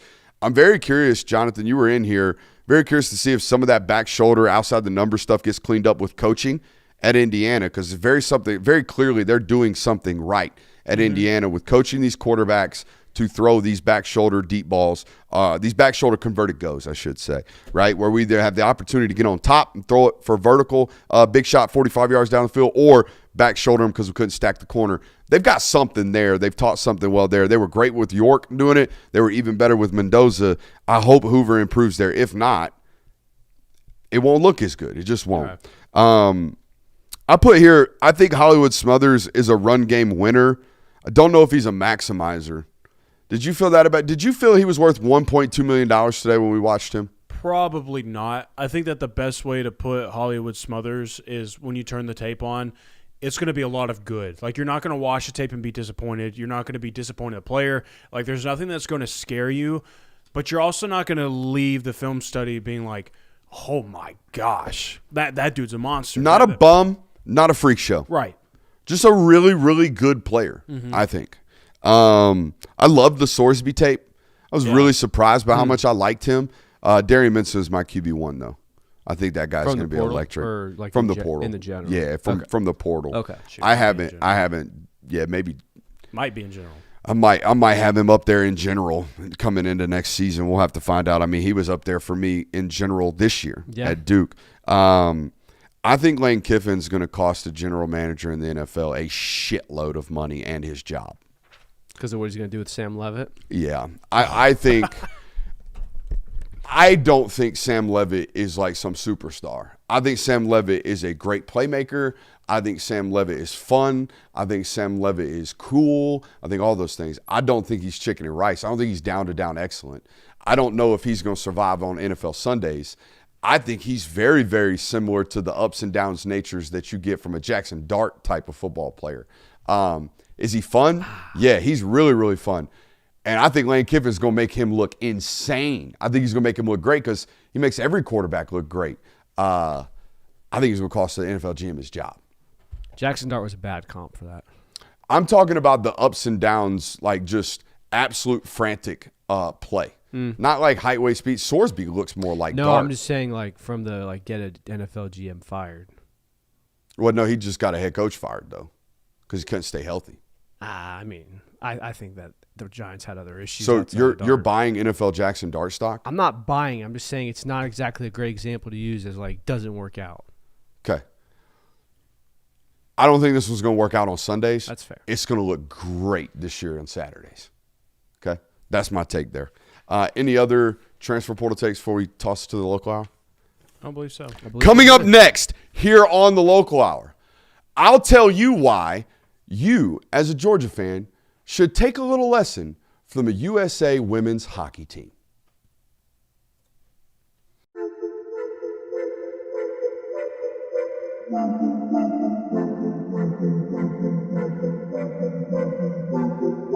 Welcome into Talk the Dog, the show where we find a bone to pick and a take to give. These are not hot takes. These is dog takes. Can I talk that dog?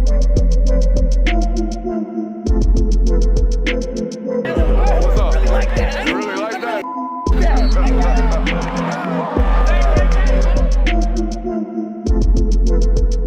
Let's shut up and grind some tape. Boys, if a USA women's hockey team doesn't tease you into the next hour, I don't know what will. I mean, retention rate through the roof right now. We got everybody through the break with that one. That's the old radio tease.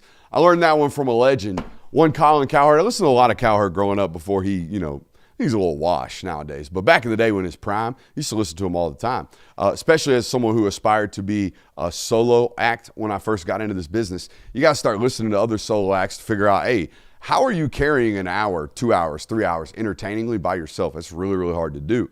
Cowherd was great at it for the longest time. And I think Cowherd's best ability is to take some off-the-wall, crazy-ass analogy you would never expect and apply it to a different avenue of sports. I was telling the boys before the show, he would come in on a random Tuesday and be like, coming up next, I'm going to tell you what LeBron James can learn from the Dalai Lama. And then, boom, hard net workout, come back, he'd lay a massive analogy on you. So here's the analogy. You ready? Let's hear it. I'm sitting here today to get my hair cut. And I don't know about you guys, but I'm locked into Olympics. When them 5 rings throw up every single spring or fall and summer, or summer and spring, winter, I'm watching. All right, Locked in, huh? I'm locked into Olympics. I'm on the cock watching Olympics. All right, I am streaming Peacock like you ain't never seen before. I'm an Olympics guy.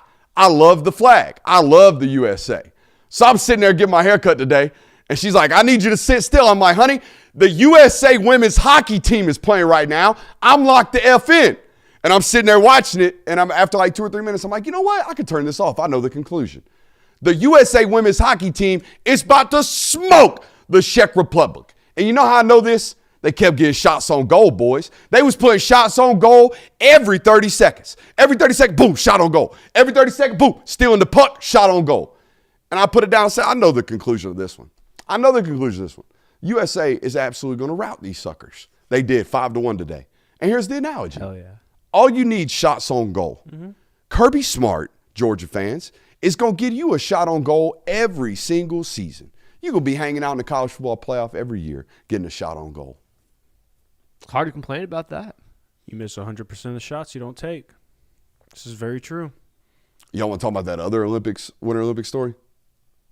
Oh, you're talking about the New York Times one? I'm talking about MFers finding any way to jump a little higher on the ski slopes. J-Will told me that. I was like, how do you even figure that out? So after some brief research on what this acid does, not that type of acid, but I don't know the actual acid that they're using, but this injection that Olympians potentially are using to increase the flight of their ski flight on the what's that event called? I can't remember it right now. Ski jump? Ski jump. The ski jump.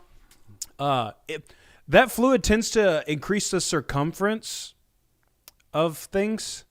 Huh. So injecting that on a certain body part Weighs might you down? increase, would maybe weigh you down and maybe increase the size. Brings a whole nother meaning to crotch rockets. You said it, not me. Science.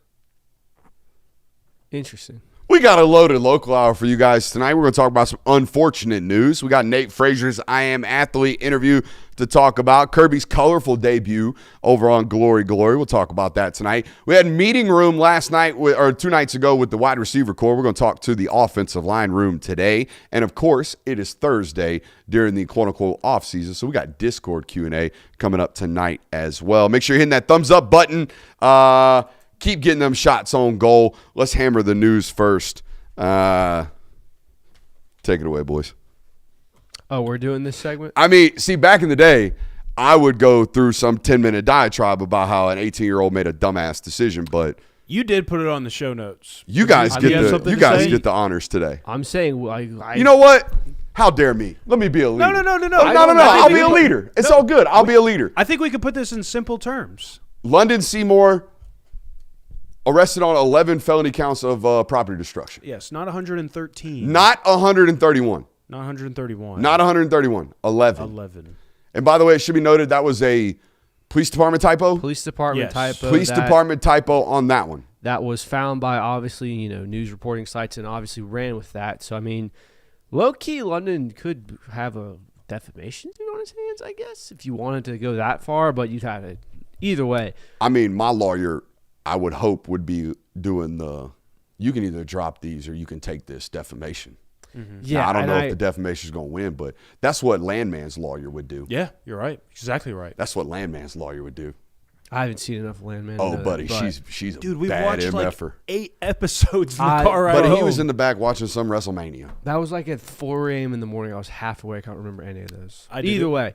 But no, yeah, this to sum up what did happen with London Seymour, apparently there is some TikTok trend, and we couldn't get to the bottom of it about what it is I've never exactly. seen it. I've never heard It of it. sounds like you literally bust people's doors down. Yeah, I think That's the what it premise sounds is you like. kick someone's door. I don't know. But either way, that's what got him arrested. So I know that when you see, Georgia player arrested on 11 counts of felony property destruction, imaginations can tend to run wild, especially when you see 131 counts. Like the idea of what the hell did this kid do? So, My immediate thought was, oh, he must have fired a firework off and dented 131 cars. Yeah, something like That's that. Yeah. all I could think of. Yeah, but it's 11. yeah, and even so, I don't know what else to say there is about this other than like we all agree that this was a 18-year-old kid doing some dumb things and getting in trouble for it. Yeah, I mean, it sounds like in simple terms it was high school teammates getting together at the University of Georgia, saw a trend that they thought was funny, wanted to reenact it, and went horribly wrong, damaging doors in a dorm room for $1,100 a piece is what it sounded like, and paid the price for it, literally. So yeah, that's the news in that regard. I know that we kind of have to talk about those things because it pertains. It's probably the biggest news story of the weekend or the week for Georgia, but it does feel like one that in a few months we're not even going to be talking about, or is not going to be one that gets any attention. Nate Frazier was on the I Am Athlete pod. What came out of it? So I assume that you didn't watch. So it was actually a pretty interesting interview. It's an interview with I Am Athlete where they interview him at different places in the Georgia facility. They do it in the locker room. They're actually inside Stanford for an interview or two. And they're just asking him a bunch of questions about what it's like playing for UGA. And, he gives a handful of, media-trained answers. Oh, Kirby Smart's fun to play for. Oh, these types of things. But there was one section in particular that actually stood out to me. It's two. The first one was referencing the Alabama fumble. For those of you who remember, Nate Frazier had a fumble inside the red zone in the Alabama game in the regular season. Alabama would score a touchdown off that fumble and eventually win that game by 3 points. He got lambasted on social media. He was, bench him. I never want to see Nate Frazier see another play again. He actually talked about how that was one of the best things to ever happen to him because it made him work so much harder and place so much emphasis on the little things, such as carrying the football. He talked about how he would go around the facility holding onto a football, go to class, like the cliche, I had it with me everywhere we go. So that was irritating. And I think it also kind of highlighted, because he did talk about what it did to him mentally and how he had to handle all these people DMing him and saying, pretty awful things to him about how it really put in perspective of you have to focus on the people that are close to you, family, friends, coaches, the ones that matter. So kind of an interesting story and also highlighted, in my opinion, how ruthless college football fans can be at times. The second one that really stood out to me from this interview, and I'll leave after this so you can also hit on some things. He talked about how there was the interview who actually, I don't remember his name, but kind of brought up the transfer portal and was like, hey, there's a lot of enticing things going around.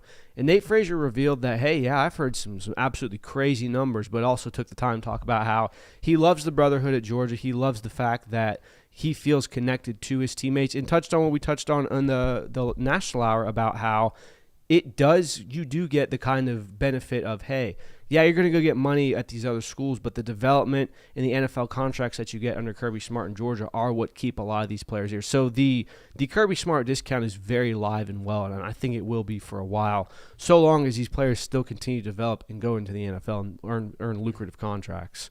I would say that first and foremost, if you want an entertaining interview, you can listen to Nate, because that guy is an open book. He doesn't hide any details. He's very forthcoming, but he also does it in a very entertaining manner. The one portion of the interview that I thought was really interesting, because and I really want to bring this up because I know that given the details that were brought up about Nate Frazier during the transfer portal and earlier in the offseason about him maybe going to the transfer portal, I think that kind of made some people view him differently and maybe have a different opinion about him or things like that. But he also went on to talk about how in his freshman year, obviously week one of the Clemson game, Trevor Etienne is suspended. He's not playing. So Nate Frazier, a true freshman who got there in the month of June, by the way. So in 2 months of being at the University of Georgia, this guy's starting. Goes on to run for 87 yards on 11 carries, has a touchdown. People think that this guy is going to be the next biggest thing. He even goes on to say, I think I'm about to go stupid this year. I think I'm about to go put up tons of numbers this season, because that was week one. Just wait till the rest of the season. Well, over the next 4 games, Nate hardly sees the field against Tennessee Tech. He doesn't see the field at all against Alabama. He gets 5 carries against Kentucky.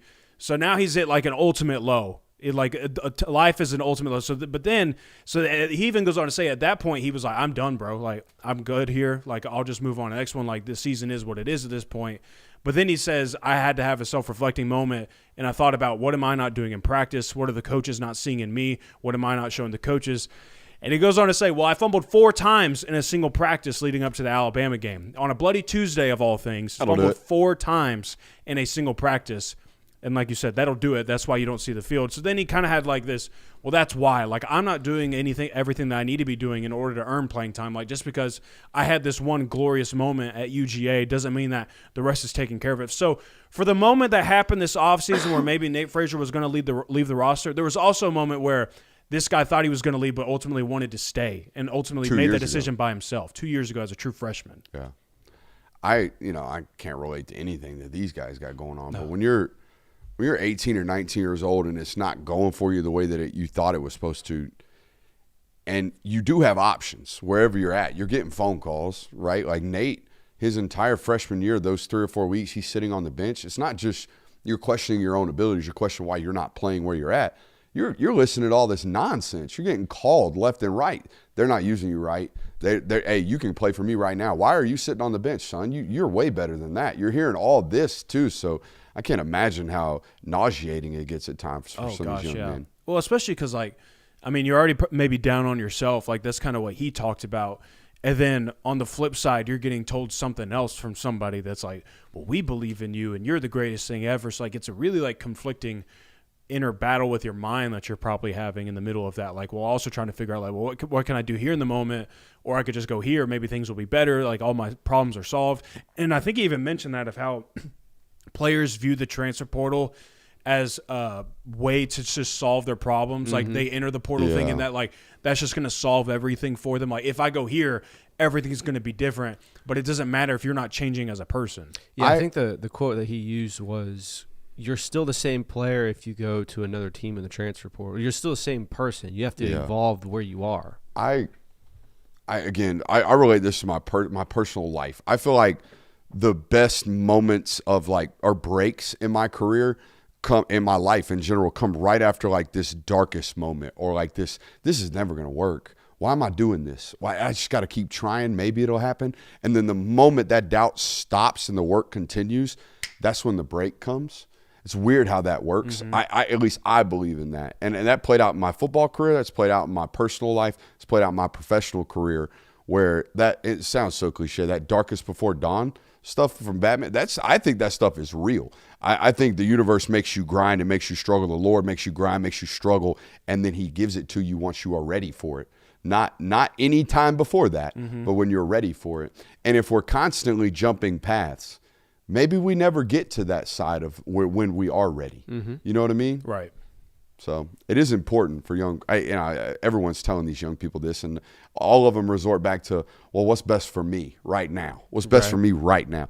Well, that's not what I'm talking about. What I'm talking about is what might be best for you when you're 22, might be best for you when you're 23, 24, 32, 35. Yeah. All right, so those things are important. Yeah, I mean, certainly a neat piece of content, especially because I think it was last week we were just talking about how, these players are paid for their name, image, and likeness, and fans don't feel like they really know a player beyond their name. They don't know their likeness. They don't know the character of these players, the personality.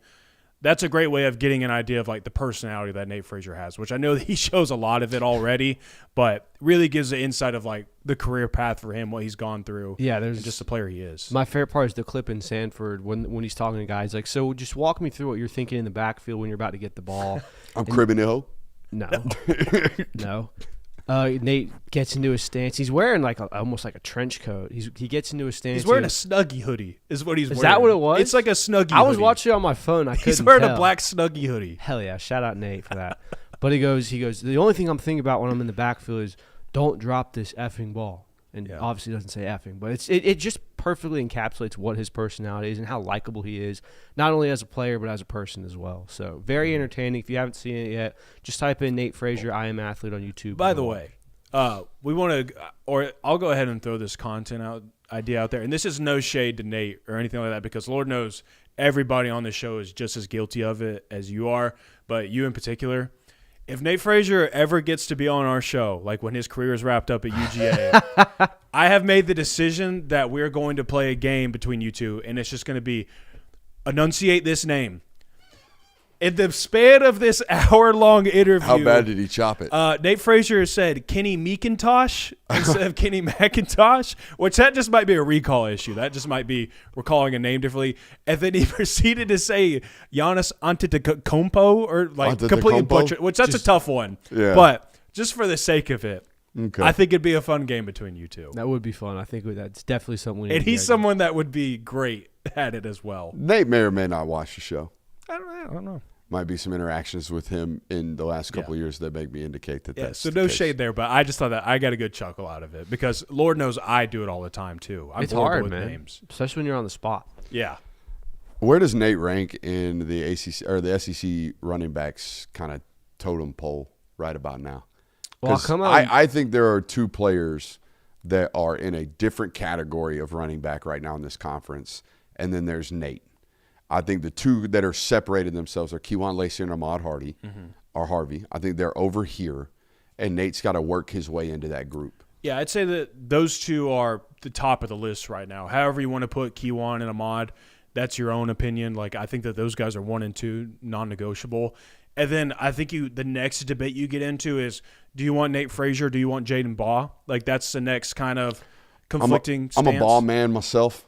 Yeah, I mean, Jaden Ball is really good, but I would kind of view them as like you're going to get the same amount of impact from either player, in my opinion. Yeah, I can say without hesitation he's a top 5 player. When you get into the nuances of, where does he rank? Probably somewhere from 3 to 5. I think that's the argument. But the 1 and 2 running back in the SEC right now are arguably the top 3 in the nation. Yeah. So to say that is not necessarily a slight to him at all. Like I would go Kejuan, Ahmad.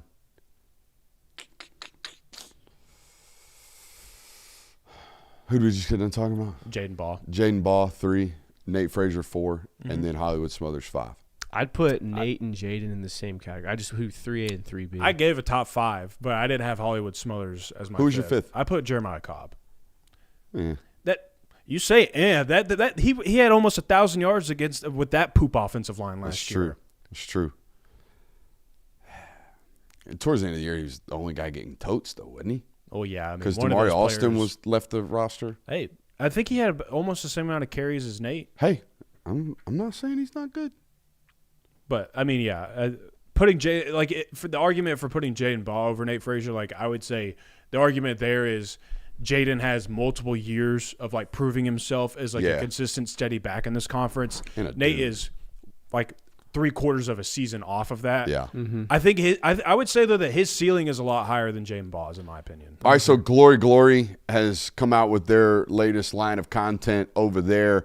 The first piece of content was an exclusive interview. I think it was 13 minutes with the old head ball coach, Kirby Smart, in which he dropped the F-bomb in the first 35 seconds. Yeah. 35 seconds? Was it 35? It was like 10. Well, I mean, Dantzler held the gave rock a good for intro. a good 20. Attaboy, Dantzler. Yeah, shout out to Jeff Dantzler. Perfect person to interview Kirby Smart. I loved it. I don't think there's ever been a bad person to interview Kirby Smart. You're getting a Kirby Smart interview. There's not many of them. No. I'm just saying, like, for produce like the first piece of content to come out of Glory. Yes. Good to see Dantzler with Kirby. Shout out Jeff Dantzler. Shout out Jeff Dantzler. Yeah, but his first question was, what has this process been like since the season has ended? And Kirby said, do you want me to be honest? A fucking nightmare. I think he used utter chaos. Utter fucking chaos is what he said. That's exactly what he said. Yeah, but it has. Has been utter chaos. What was you guys' takeaway? I thought the most poignant answer was the very last one, so I'll talk about that in a second. I mean, I think there was a lot of things that I took away from this. I thought it was enlightening to hear him talk about like kind of their recruiting pitches to these players, about how they try and get them on campus, what they really instill, like, and also talking about, because I mean, he's saying the things that we've kind of said about them, about how he wants to retain the roster because that's what they believe in. They believe in high school recruiting still. He gave some insight too on the transfer portal kids, that a couple of them, like he mentioned that how Gentry Williams had connections with Dante Williams prior to them getting into the portal.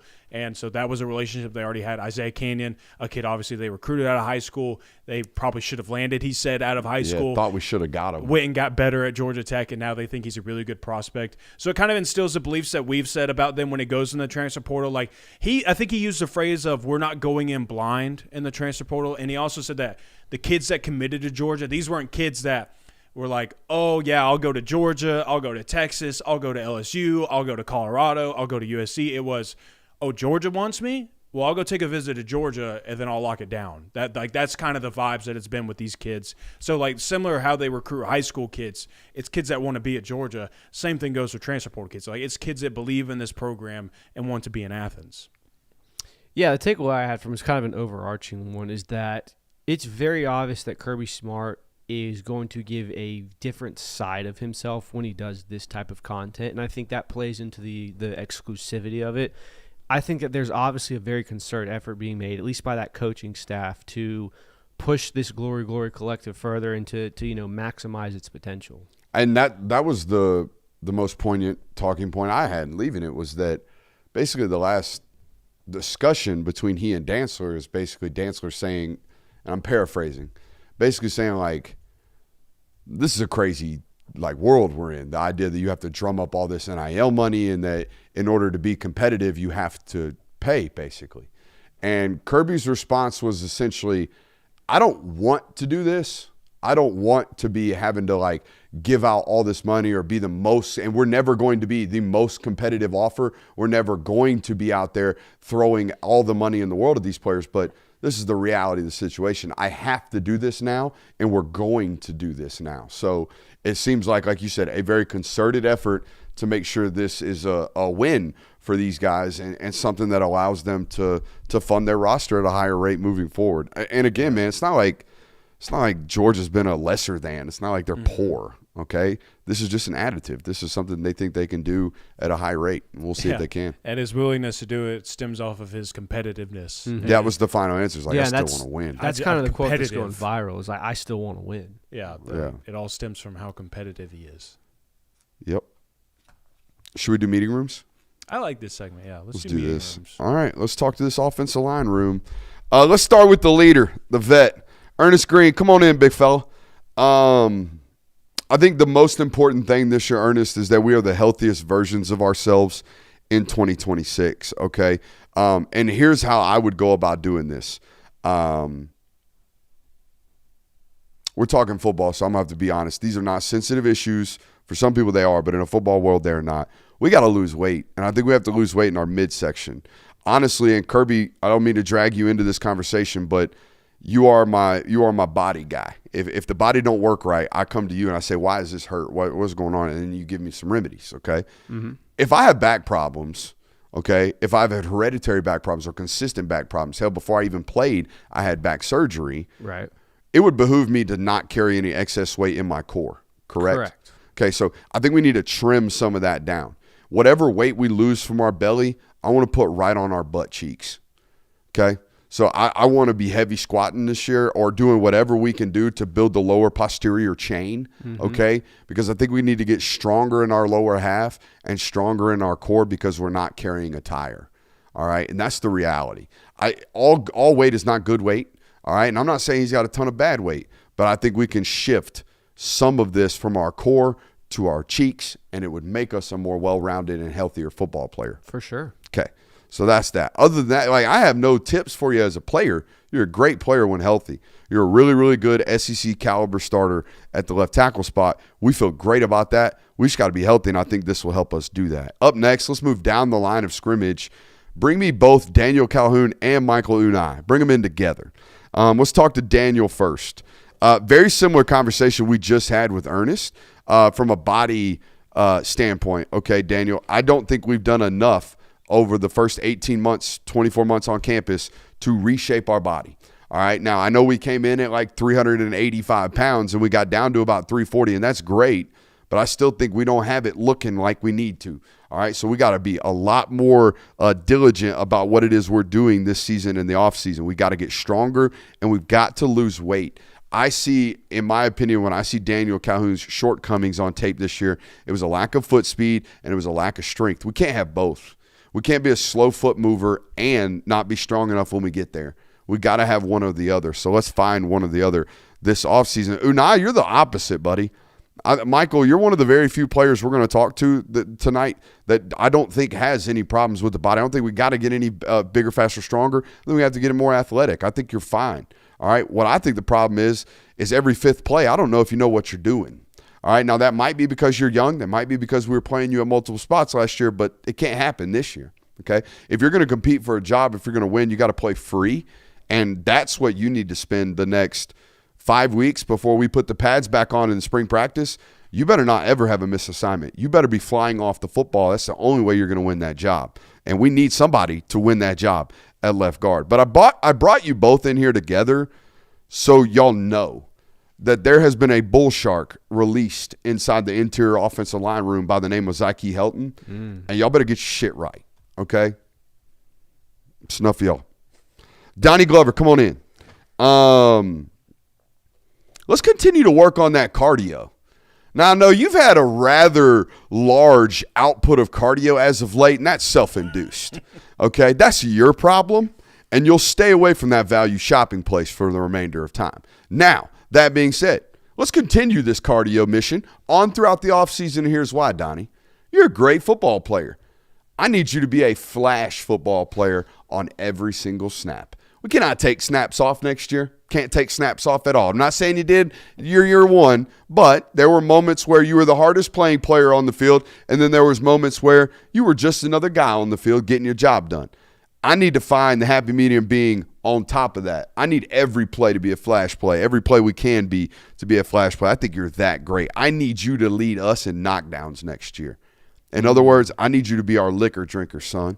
I need you to be crazy. I need you to be unhinged. I need you to be able to play that way. Stay away from Walmart. Juan Gaston, come on in next. Juan, you look due for about 3 or 4 missed assignments a game this year. All right, there were several moments in every single football game where you're either late off the ball or your eyes are in the wrong spot or your technique gets you beat. And I'm going to tell you what, son, that's the only thing that's ever going to beat you because ain't no man in football ever going to beat you. You are that good. If your tech is clean, you will be unbeaten, period. So let's get that right. Let's make sure our hands, and our eyes are in the right spot every single play because God's got you the rest of the way. I promise you. You are 6'7", 360 pounds, and the Lord ain't put feet on a big man like you in a long, long time. You're going to be fine. Just do the right thing every single time. You'll be a winner. I also think we need 6 months of dedication in the weight room because I'll tell you right now, there's not a player on this roster that carries first-round caliber status like him that still carries baby weight. He's the only one. I swear, he still looks like he's 16 years old. It's insane. Drew Bobo, you're up next.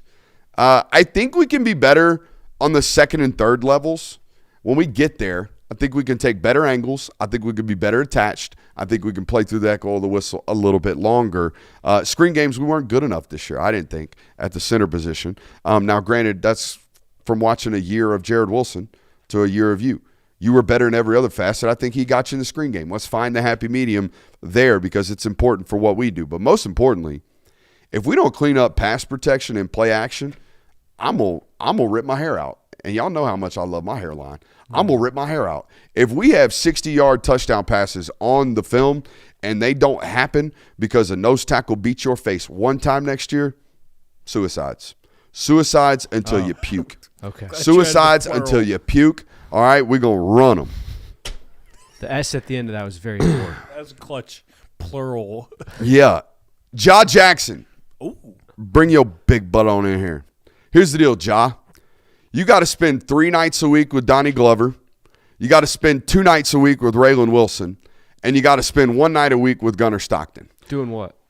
We're going to teach you toughness. Okay. That's what we're going to do. All right. We're going to put you with the 3 toughest, baddest SOBs that we have on the roster. Hell, on your bye week, on your day off, Chaz Chambliss coming back in town going to walk you around. He was there recently. Yep. So we going to baptize you in football toughness this offseason. That's what we're going to do. What would Gunnar say to Ja at his when say Ja comes to his house and was like, what would Gunnar say to him to get him tough? I don't know. What we going to do today, Gunnar? Damn it. I you can't do me like that. He's not good on the spot. We'll circle back. We'll circle back. Well, like that's also a circle question back. of like I don't know how to answer that question. Put a day together of off season. Hey, bro, it's all farm workout stuff. We're gonna go out. We're gonna take care of the cows. We're gonna come back. We're gonna feed the chickens. Is that toughness? We'll teach you how to work with your hands. You ever worked on a farm? You ever worked on a farm? Oh. You ever met a soft farm boy? Nope. I don't know many farm boys. They're very tough. They're very tough. Well, I'm saying like the things that you're. Just look out for the 501s and the Wranglers. I'm not saying they aren't tough. I'm saying are those the things that make them tough? It's hard work. Baling some hay. Now that looks hard as hell. Yeah. Yeah. We just got to toughen him up. That's the point. I don't think we're football player tough. I think we have to be. We have to be if we're ever going to play this game for a long, long time. We are going to ingrain you, indoctrinate you into football toughness. And I think those 3 players, like we can talk about offensive line toughness, how to run through an MFer's face with Donnie. Mm-hmm. We can talk how you counteract that with toughness at linebacker with Raylan. Mm-hmm. And then I eat nothing but rocks and nails, Gunnar Stockton. Yeah, dude. I mean, we got him. He is drinking. Dude, first-round draft pick after a month. I will say, though, he is drinking lattes and riding in a luxurious Bronco now. Who? Gunner. He's got a Bronco. Like a new Ford Bronco? It looked pretty spanking new to me. Why? Because he's Gunnar Stockton. He's a starting quarterback at the University of Georgia. And also, Look, hey. I need me a F-350. That's a very luxurious. 350. That's a classic. You can't just be putting miles on that baby every single day, right? It's also willy-nilly. I think we should reveal a little bit behind the curtain. It wasn't his daily driver. No. So sorry if that ruined any lore for you guys, but he had shouldn't be the daily driver. It wasn't his daily OG lore of quarterback driving was Brock Vandegrift driving a 2006 Toyota Tacoma. Ooh. Hell yeah. I don't on love some those Nettos. Hell yeah. The only reason I know that is because he got his back window broken out day one. Day one, parked out there at the basketball or behind the baseball facility and got it knocked out. Ooh. Welcome to Athens, Georgia. High 5-star quarterback. Shattered window. India Tacoma, This was man. pre-NIL too, wasn't it? Yeah, man. He had to pay for that himself. Tough. Damn. Probably rode around with duct tape on the back window for a while. Classic. Been there before. Malachi Tolliver, come on in. Now, this isn't even me talking to Malachi. This is me talking to his football coach. Now, I don't know this to be true. I don't know Malachi from Adam. I don't know. I'm reading body language. I'm reading facial expressions. I don't know if Malachi believes in himself. I don't know if Malachi knows that he is a Georgia football player. I don't know if Malachi knows that he played really good against Alabama and then might have started getting up in his head and didn't play all that great against Ole Miss. The reason I say this is because even when he was playing, coming off the field, the body language is not great. I like the facial expressions. He does not look to me like he believes that he is the guy. So I would, Phil, Stacy, Warren, all y'all, I would love up on that kid. I would make him think that he is God's gift to interior offensive line play come, September. He's going to feel great about the way he is playing. I would not over criticize him. I'm not saying I'd be soft. Mm-hmm. I just think we need to feel confident about what we're doing as football players. Mm-hmm. That unlocks us. Yeah. I think he needs that. And I think that's what makes this coaching staff so good. Is there's players that need coaching to be pushed and, hey, you're not maximizing your own potential. And there's players that also need to be encouraged and loved on and said, hey, you need to believe in yourself so that you can maximize your own potential. So I think that there's two sides of the coin, and finding the fine line for him to walk on is going to pay dividends. I mean, I'm not going to say you don't win the SEC championship because they killed Alabama, but Malachi Tolliver had a massive impact on that game, and Georgia was able to do what they did on offense because of the way he played. Alrighty, boys and girls, it is Thursday during a college football offseason, which means we're headed over to Discord to take some Q&A from our premium subscribers. If you don't know, patreon.com/Brooks Austin. The link is in the description of this YouTube video. If you're a dog fan and you want the information first, we got you over there on patreon.com/Brooks Austin. It also comes with a very neat perk, and that is our Discord chat. Thousands of dog fans hanging out in there on the daily basis. This one comes from Caleb Mathis, a diehard Discord savant over there. Caleb says, what's the ceiling and the floor for the wide receiver room? I think the ceiling is no drop-off from a year ago.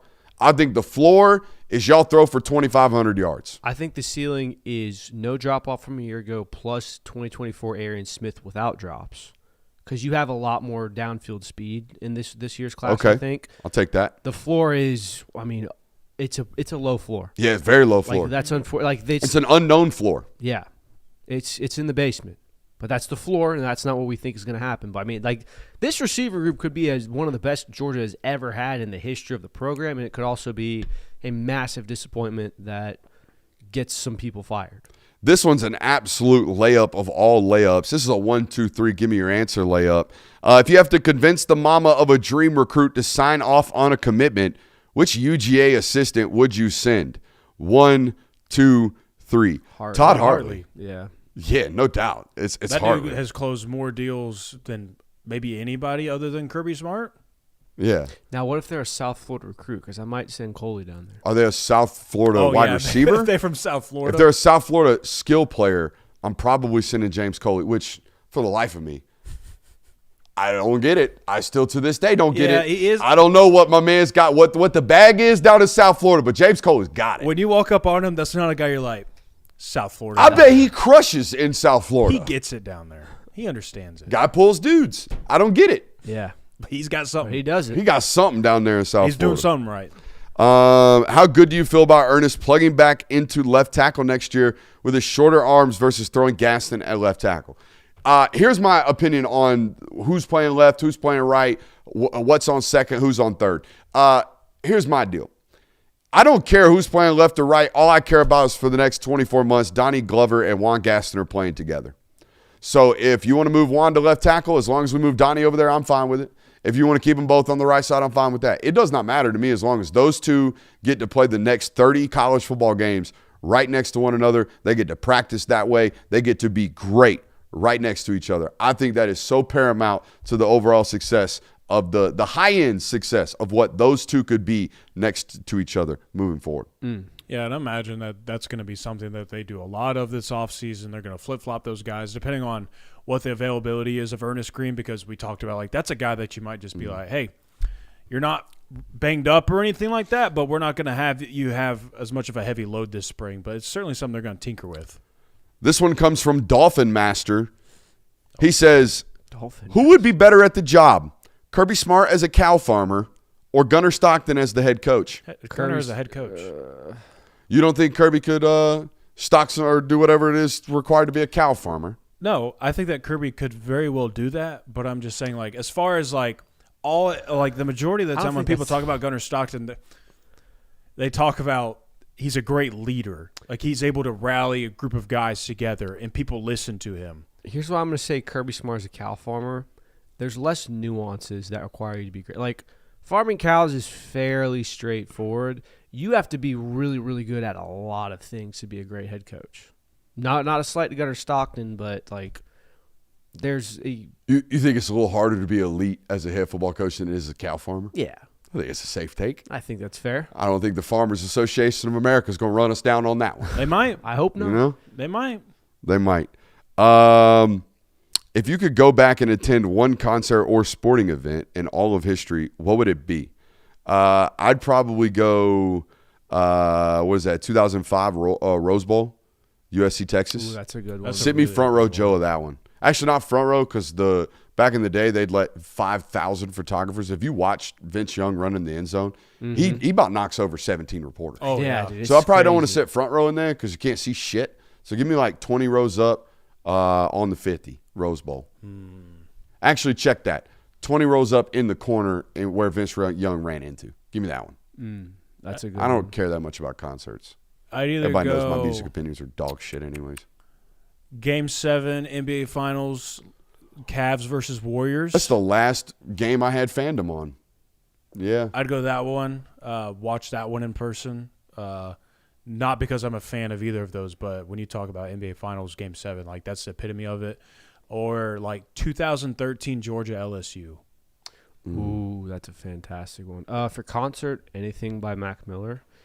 And for a game that I would want to go see live, you know what? 2013 LSU is a fantastic answer. I'll take that. Does the night on WWE Raw when Steve Miss me Austin with came that. out with the Bud Light truck with a fire hose attached, Ooh. does that count? That would count. You know what? Because sit me front row of You that know what? sucker. I take it back. WrestleMania from 2 years ago, I'd like to see that. They said sporting event or concert. They didn't say a play. It's just whoa. Damn, bro, that is whoa. crazy. Whoa, J Will. It's not sport. It is a sport. No. It is a rigorous activity. It's not. Look, we'll get into this later. WWE's not fair. Miss me with that. It's a sport. Of all the great things that you could go back and watch, You have to that's be on the list. Ooh, Chad just hit a banger. Tony Hawk's first 900. Oh, That'd be I don't even know if great. you guys were old enough. Tony Hawk's first 900 was like, we thought aliens touched Earth. That's what we thought when he hit that first 900.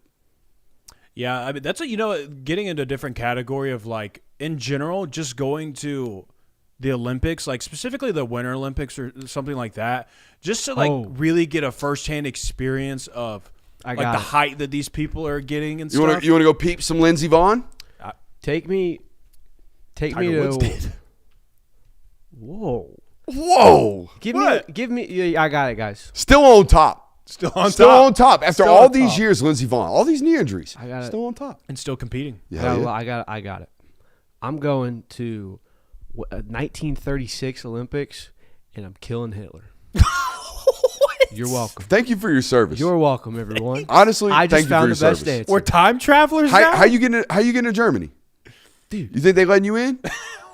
You don't think they had? You don't think they had security? Brother, they would love For me the in Supreme Germany. Leader? They would have loved me in Germany. You kidding me? You're right. Come on. I said, right this way, sir. You're exactly what we're looking for. Whoa. This went off the rails. Thank you, Discord. Is that Gunnar Stockton next to Christian Kirby? No. Is it? I don't know. Is it? Is it? Is it? Heck yeah. Yeah, it is.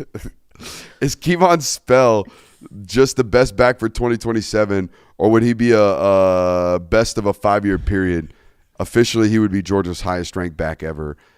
Easier way to ask is how good is Kevon Spell? I think Kevon Spell's really, really good. Yeah. So the question was, could he be the best back ever? No, I think he's just trying to quantify how good of a recruit he is. And according to 24/7 Sports or whoever he uses, he would be the highest ranked back ever signed by Georgia. I mean, there's a world where you put him in the class of DeAndre Swift and Sony Michel and Nick Chubb. There's a world where Zamir White. Yeah. Zamir White was the number one back, wasn't he? Well, I'm Coming talking out. about like career done. Career. Yeah. Oh, Like at the end career- of it. career's Oh, at the end of over. it. I think he was more talking about like how big coming in, how big of a recruit is I mean, he? he Oh, could be yeah. the biggest ever. Yeah. Who is your favorite co-host on your show? Never mind, you don't have to answer. Thanks for the scapegoat there. It's my wife, by the way. Oh, nice. Where does Gunnar Stockton need to see the biggest leap in his game? Layering of the football. Is there a way for him to mitigate those massive hits he's known for taking, or is it just who he is? I think to an extent, outside the pocket at least, that is who he is. Yeah. I would like any Georgia source in the sound of my voice to please call me and tell me who Gunnar is training with this offseason. Who's cultivating the quarterback's arm this offseason? Anybody. Because I asked this question around the other day and we don't have an answer. Mm-hmm. Now, I know I'm not saying he's not working hard. Oh, yeah. He's working hard. Yeah. But this is like one of those things where if I go into the batting cage and hit off the iron mic for 7 hours every day, who knows if I'm developing good habits? Right. This is the same exact thing. But I can go hit ball off the tee 1,000 times. Mm-hmm. If I'm not doing it right, I'm developing bad habits. Right. Who is in charge of the quarterback throwing mechanical development of Gunnar Stockton? I would like an answer. And I don't have one. So there's got to be an answer, though, right? There has to be. There has to be an answer. That's why I put this out here. I'm not causing alarms. Maybe I do set off alarms and I do get an answer. That's what I want. I want an answer. Who's developing the thrower? Who has been your favorite collab to do? Doesn't have to just be on the FGN network, but also other shows you've been on. As you guys know, around here, we don't do a lot of guests. I think the number one guest, my favorite guest we've ever had is Gary. No doubt about that. Shout out to Gary D. Just because of why he was on this place. He was not on this place because I asked him to come on here. He was on our show because he respects this platform. He watches us. He enjoys what we do. He respects our work. That's why he was on here, because the feeling is mutual. I think that guy is one of the GOATs. Okay, so that's why he was on here. I enjoyed that thoroughly. As far as other shows that I go on, I mean, the one that I will always hold like close is Ryan Fowler out there, the radio guy in Tuscaloosa, because he was the first person anywhere outside of the Georgia space that was like, hey, this dude knows ball. This dude knows all ball. I can ask him anything, and he's going to produce great content. And then it snowballed after that. I go on there, and the next thing you know, it's the next round. And then, all of a sudden it's Paul Feinbaum on a regular week. So, like, it happens in increments. And I always remember those guys who kind of gave me those opportunities first. I'll never forget my first radio interview was in Atlanta somewhere. And I'm talking about Jake Fromm and whether or not he should go to the NFL draft. And my dad calls me afterwards, and he's like, you sounded really nervous. I'm like, yeah, I've never done this before. Mm-hmm. Nowadays, God only knows where I'm taking those things. You ever seen those memes of like guys walking on a fence when they're on the phone, or like doing just random shit? That's me doing radio hits. I'm out here doing random stuff. Joshua, okay, look, Armstrong, I love you to death. Condense. 2-part question. Ooh. 1. What were some of your biggest takeaways from the NACOS NIL article? We already kind of hit on that one, so I think we're good there. Do you think the 3 teams that were named as biggest offenders in bloated spending can continue to do that recruiting for an extended period of time? I guess the Texas schools can spend until oil business implodes, but what about USC and Miami? USC has more we talked about ultra high net worth individuals. I think USC has 500 alive alumnus that are worth more than $100 million. Yeah. They're going to be fine. They can do this every single year. It's no different than having an oil tycoon for them. Yeah, I would say it's only sustainable so long as you keep winning. Like Lincoln Riley can't keep rattling off 9-3, 8-4 seasons, and the well's not going to run dry. Like the ability to get funds won't be there. Are we 2 years removed from a 7-5 out there? Yeah. Yeah. Here's an interesting question, maybe. So professional sports, salaries are bigger than ever. Players are getting paid more than they ever had before. Do you think there's a time and this all has to include too the fact that NIL remains the way that it is now, where there's no rules, there's no cap, any of that. Do you think that turns into where your player alumni base might be more important than anything else? For what reasoning? Well, okay, so Patrick Mahomes, his was what? How big was his contract that he extended? He got $200 million. Yeah, he got a pretty penny. So that Patrick Mahomes hangs up the cleats with the Kansas City Chiefs. Done with his career. Is he now the next flood of money that Texas Tech gets? I don't know if those guys have. I know like, that's a bad here's example. 20 because million, type money. I don't know if when they get their game checks, they go, I have to set aside some of my paycheck for I'm not my saying university. he's writing a $20 million check, Right. but No, your pool of players that you have now that are your alumni that have earned a lot of this money from a professional career. If we're going to continue to do it the way that we are now, there is no answer for X school has a billionaire. Right. You'll never match it unless you find a billionaire, because billions and millions are totally different. Yes, they I'm are. on my way, UGA. Like you got to make 100. You got to make 100 million 10 times over. Just you wait till we to be a billionaire. Wait till we hit 100K. Did you hear that, Just to Jonathan? the moon, huh? You have to make 100 million 10 times over. Yeah. To be a billionaire. I said what I said. I know how numbers work. I know. I'm very but well sometimes I don't think it quantifies with some people's brains. At least mine, it doesn't. I'm a graduate of the University of Georgia, Brooks. I'm very well aware of how money journalism and numbers department. work. Hey, Um, you gotta be a pretty smart cookie to get in that school, all right? Don't speak down on me. What has been the most shocking news that you have broken thus far this offseason in y'all's opinion? Oh, Sharon Moore. Oh, The Yeah. Sharon Moore story is the craziest thing that's happened this offseason by a mile. by far. By a mile. How long before we hit the panic button if elite guys like Guyton, Atkinson, DJ Jacobs, etc. continue to leave the state? I mean, for as long as y'all didn't start fire alarms when Jaden Hazelwood left, went elsewhere. You know what I mean? Like y'all didn't do this prior to NIL. Now it's like, 5-alarm fires, everything's bad. Like he mentioned 3 players there. They're scattered across would have been 3 classes.